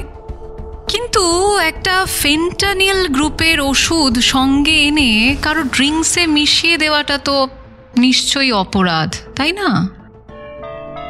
আইভি তবু দমল না। দৃঢ়তার সঙ্গে বলে, নিশ্চয়ই অপরাধ। আমাকে এসব কথা কেন বলছেন? আমি তো প্রমাণ ছাড়া কথা বলি না আইভি। তোমার জানা ছিল না এ ঘরে লুকোনো বেশ কিছু ক্যামেরা আছে, বুঝলে? দামি দামি বইপত্র তো, যাতে চুরি না হয়ে যায় তাই মালবিদি কিছু স্পাই ক্যামেরা বসিয়েছিলেন। ক্যামেরার সঙ্গে ইন্টারনেটে দিদির মোবাইলটা কানেক্ট করা ছিল। ও, তুমি তো এটাও জানো না যে পুলিশ না ওনার ফোনটা খুঁজে পেয়েছে। এই যে দেখো, এই যে, আশা করি তুমি চিনতে পারছো। ফোনটা দেখে আইভির মাথাটা ঝুঁকে গেল। আইভি, আমার কাছে না আরো কিছু তথ্য প্রমাণ আছে। আমি খোঁজ করে জেনেছি তোমাদের পারিবারিক ওষুধের ব্যবসা আছে। দোকানের স্টক ম্যানুয়ালি নিয়ে কম্পিউটারের সাথে মেলালে নির্দিষ্ট ব্যাচ নাম্বারের একটা ফেন্টানিলের স্ট্রিপ মিসিং দেখাবে, তাই না আইভি? আর কোনো কথা বলল না আইভি। আর যদি সেই স্ট্রিপটা এই ঘর থেকে আমি পেয়ে থাকি এবং স্ট্রিপের গায়ে পাওয়া ফিঙ্গারপ্রিন্ট তোমার সঙ্গে মিলে যায়, তাহলে? কেন বেকার মিথ্যা কথা বলছেন? সেই স্ট্রিপ এ ঘরে পেতেই পারেন না। ওটা আমি সঙ্গে করে নিয়ে গিয়ে গঙ্গায় ভাসিয়ে দিয়েছি। তিস্তা হেসে ফেলল। এই তো গুড গার্ল আইভি। চলো তাহলে তুমি স্বীকার করে নিলে যে খুনটা তুমিই করেছো। তুমি যা করেছো তার সবটাই আমি জানি, আর তার প্রমাণও আছে। গ্লাসের গায়ে, এসির রিমোটের গায়ে যে ফিঙ্গারপ্রিন্ট পাওয়া গেছে সেগুলোর সঙ্গে তোমার ফিঙ্গারপ্রিন্ট মিলে যাবে। তোমাকে আমি পুলিশের হাতে তুলে দিতে পারতাম, কিন্তু তা না করে তোমাকে কেন আমি এখানে নিয়ে এসেছি জানো? শুধু একটা প্রশ্নের জবাব জানার জন্য। কেন এই কাজ তুমি করলে আইভি? তোমার কি ক্ষতি করেছিলেন উনি? আইভির চোখ দুটো জ্বলে উঠল কথাটা শুনে। মুখের চেহারাও হিংস্র হয়ে গেল। উনি আমার মিশনের পথে বাধা হয়ে দাঁড়িয়েছিলেন। ওনাকে অনেকবার আমি বারণ করেছিলাম, কিন্তু উনি আমার কথা কানে তোলেননি। নিজের ইচ্ছে মতো চলার স্বাধীনতা সবার আছে, নাই শুনতে পারেন উনি তোমার কথা, তার জন্য তুমি তাকে খুন করবে? উনি একজন ক্রিমিনালকে প্রশ্রয় দিচ্ছিলেন, তাই ওকে সরে যেতে হলো। মেয়েদের জীবন নিয়ে যারা খেলবে, ভালোবাসার জালে ফাঁসিয়ে তাদের জীবন নষ্ট করে দেবে, তাদের আমি ছেড়ে দেব না। তাদের শাস্তি পেতেই হবে। কিন্তু ম্যাডাম তো সেই কাজ করেননি। উনি কেন মেয়েদের জীবন নিয়ে খেলা করতে যাবেন? ম্যাডাম নয়, সংকেত করেছে। পূজার জীবন নষ্ট করেছে। একটা মেয়ের জন্ম দিয়ে তার ভবিষ্যৎ নষ্ট করেছে। তারপর আমাকে ফাঁসিয়ে আমার জীবনটা ছাড়খাড় করে দিয়েছে। তারপরেও সংকেত আরো মেয়ে ধরার জন্য ফাঁদ পেতে বসে থাকে ফেসবুকে। কিন্তু আমি তো আর সেটা হতে দিতে পারি না। মানে কি করো তুমি? যে মেয়েকে ও ফাঁসানোর চেষ্টা করে, আমি তাকে সাবধান করে দিই ওর চরিত্রের কথা বলে। সংকেতের জীবনে আর কোনো মেয়েকে আমি আসতে দেব না, এটাই ওর শাস্তি। কিন্তু তুমি কি করে জানতে পারো ও কাকে ফাঁসাচ্ছে? এবার ব্যঙ্গের হাসি হাসে আইভি। এ আর কি কঠিন কাজ? ওর ফেসবুকে ঢুকলেই জানা যায়। ওর পাসওয়ার্ড তো আমার জানাই আছে, কিন্তু পাসওয়ার্ড বদলায়নি। ও কার সঙ্গে কি কি চ্যাট করে সবই আমি জানতে পারি। বুঝলাম, কিন্তু মালবিদির ব্যাপারটা তো আর সেরকম ছিল না। ওকে কেন মারলে তুমি? ম্যাডামের কাছে ও মানসিকভাবে শেল্টার পাচ্ছিল। রোজ নাকি কান্না কেঁদে গাদা গাদা মেসেজ লিখত ম্যাডামকে, আর ম্যাডামও রিপ্লাই করতেন। ম্যাডাম সংকেতকে কি চোখে দেখতেন জানি না, কিন্তু আমার মনে হয় ও ম্যাডামকে আঁকড়ে কষ্ট ভোলার চেষ্টা করছিল। কিন্তু তা তো হতে পারে না। ওকে ওকে জ্বলতে হবে, যেমন আমি জ্বলছি, পূজা জ্বলছে, সংকেতকেও জ্বলতে হবে। কোথাও আশ্রয় পেতে দেব না ওকে। ম্যাডামকে অনেকবার বলেছিলাম সংকেতকে আনফ্রেন্ড করে দিতে, শুনলেন না, তাই চলে যেতে হলো। বাহ বাহ বাহ বাহ, কত সহজ না তোমার হিসেব নিকেশ আইভি। জীবনের কত কম মূল্য তোমার কাছে। হ্যাঁ, তোমার ইচ্ছে হলো আর তুমি একজন মানুষকে প্রাণে মেরে দিলে। তোমাকে এতটা বিচারকের দায়িত্ব নিতে কে বলেছিল বলো তো? আইভি কোনো জবাব দিল না। তিস্তা জানতে চাইল, দিদির ফোনটা তো তুমিই নিয়ে গেছিলে।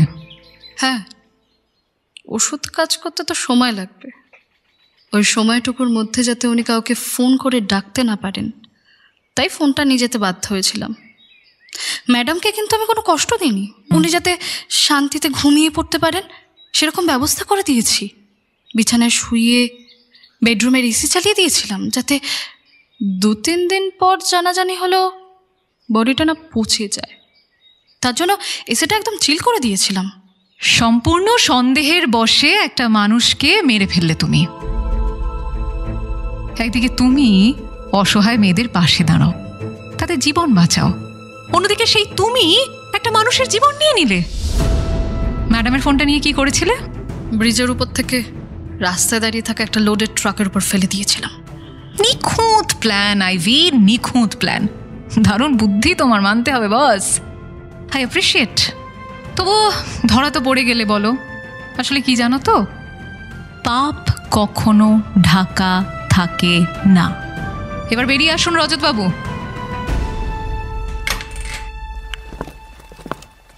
পাশের ঘরের দরজা খুলে রজতবাবু, সংকেত, অর্ণবী তিনজনেই এলো স্টাডিতে।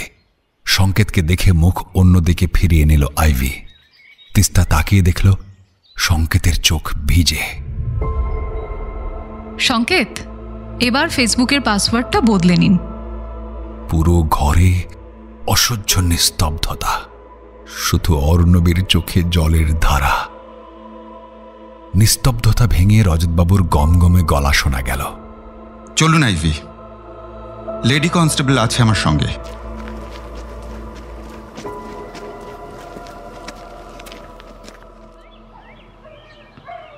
পরদিন বিকেলে মালবিদির ড্রয়িং রুমে তিস্তা একটা ঘরোয়া মিটিং ডেকেছিল। মালবিদির আত্মীয় স্বজন, 2 প্রতিবেশী পরিবার ছাড়াও হাজির ছিলেন রজত মুখার্জি, তনিমাদি আর সংকেত। রজতবাবুই প্রথম প্রশ্ন করলেন, মিস মার্পল, কাল তো সবটাই শুনলাম, তবে কয়েকটা ব্যাপার ঠিক ক্লিয়ার হলো না। আচ্ছা, তোমার সন্দেহ আইভি মানে সুহানার উপর পড়লো কি করে বলো তো? আমি এমন কাউকে খুঁজছিলাম যে সেদিন সন্ধেবেলা মালবিদির কাছে গেছিল, কারণ তাকেই তিনি কোল্ড ড্রিঙ্কস দিয়ে আপ্যায়ন করেছিলেন, আর তার পক্ষেই ওষুধটা ড্রিঙ্কসে মেশানোর সুযোগ ছিল। এটা খুঁজতে গিয়ে আমি একজনের সন্ধান পাই, যিনি সেদিন সন্ধ্যায় ম্যাডামের বাড়িতে গেছিলেন। তিনি ম্যাডামের একজন লেখক বন্ধু, কিন্তু যেহেতু তিনি খুব অল্প সময় ছিলেন আর তার বয়ান জয়ের বক্তব্যের সঙ্গে মিলে গেছে, তাই তাকে বাদ দিতে হলো। এই পর্যায়ে এসে আমি বেশ ঝামেলাতেই পড়েছিলাম রজতদা, কারণ জয়ের বক্তব্য অনুযায়ী সেদিন বিকেলে আর অন্য কেউ দিদির কাছে আসেনি। জয় আইভিকে ঢুকতে দেখেনি? ও তাহলে কেমন গার্ডের কাজ করে?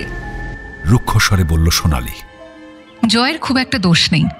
আইভি যেহেতু চাইছিল ওর আশাটা গোপন থাক, তাই একটু লুকটাও চেঞ্জ করে এসেছিল।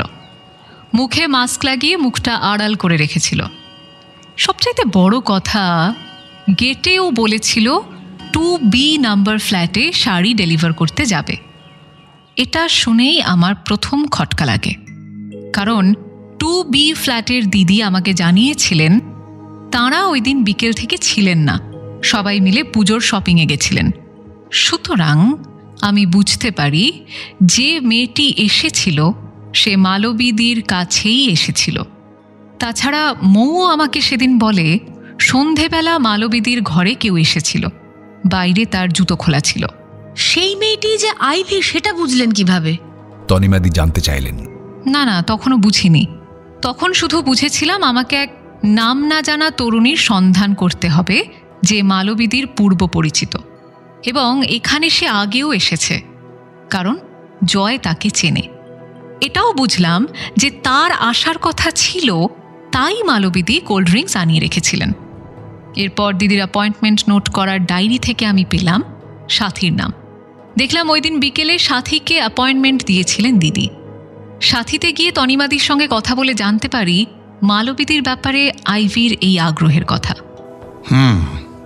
তা না হয় বুঝলাম, কিন্তু আইভি যে খুনি এমন ধারণা করার কারণটা কি? বলছি, তনিমাদিকে না জানিয়ে আইভি সাথীর নাম করে দিদির কাছে অ্যাপয়েন্টমেন্ট নিয়েছিল। এটা জানার পরই আইভির প্রতি আমার সন্দেহটা জোরালো হয়।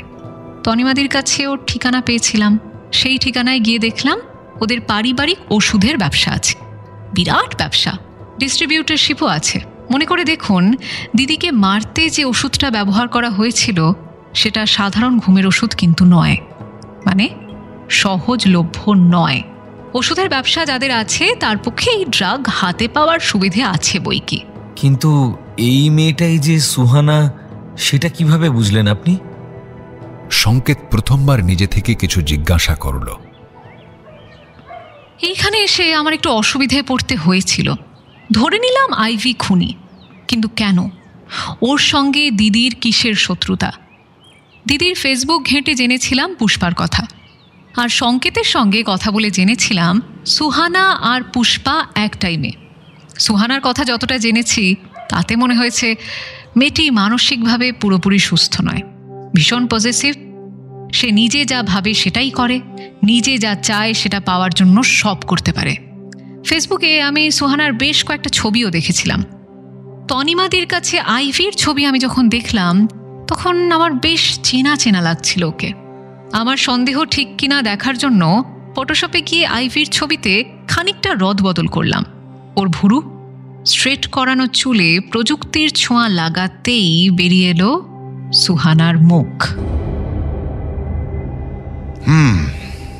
মেয়েটার মধ্যে একটা অপরাধ প্রবণতা প্রথম থেকেই আছে, নইলে এই বয়সে তিনটে নাম নেয়। আবার প্রেমও করেছে ভুয়ো পরিচয় দিয়ে। ভাবা যায়, বড় লোকের বখে যাওয়া মেয়ে। সংকেতবাবু, আপনি কিন্তু বড্ড বাঁচা বেঁচে গেছেন। তাই তো দেখছি। ও হ্যাঁ, আর একটা কথা তিস্তা, এই যে তুমি আইভিকে কাল স্পাই ক্যামেরার কথা বললে, সেই বৃত্তান্তটা কি বলো তো? আমরা তো ঘর সার্চ করেছিলাম, কই কিছুই তো পাইনি। পেলে তো প্রথম দিনই সলভ হয়েছে তো কেসটা। ওটা তোমার টোপ ছিল, তাই তো তিস্তা? হ্যাঁ রজতদা, একদম ঠিক ধরেছেন। ঘরে ক্যামেরা লাগানো থাকলে কি আর এভাবে খুনটা হতো বলুন? ওসব কিছুই ছিল না, ওটা তো জাস্ট একটা টোপ ছিল, যেমনটা আপনি বললেন। আর দেখলেন তো মাছ সেটা কেমন গিলেও ফেললো।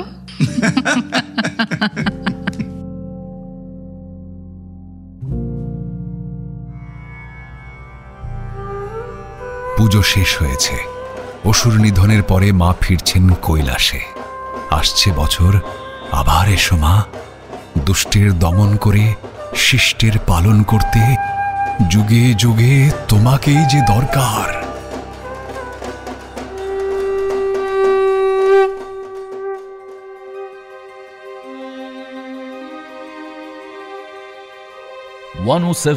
FM রেনবোতে গল্প স্বল্পতে আজ শুনলেন বিনাশায় চ দুষ্কৃতম, লিখেছেন নন্দিনী নাগ।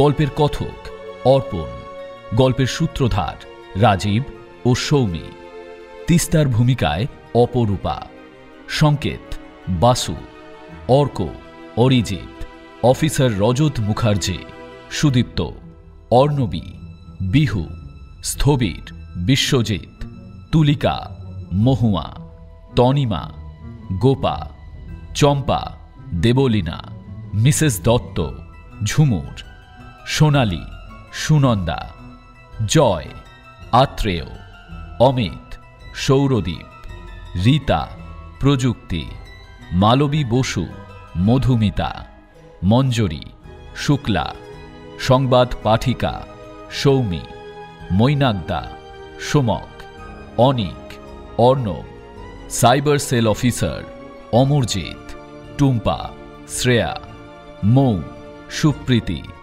অর্ণবীর মাসি মৌসুমী, রন্টু, রাজীব, সম্পাদক দেব, গৌতম, উজ্জ্বল, ডক্টর কল্পলাল, শুভ, শুভদা এবং সুহানার ভূমিকায় দেবারতী।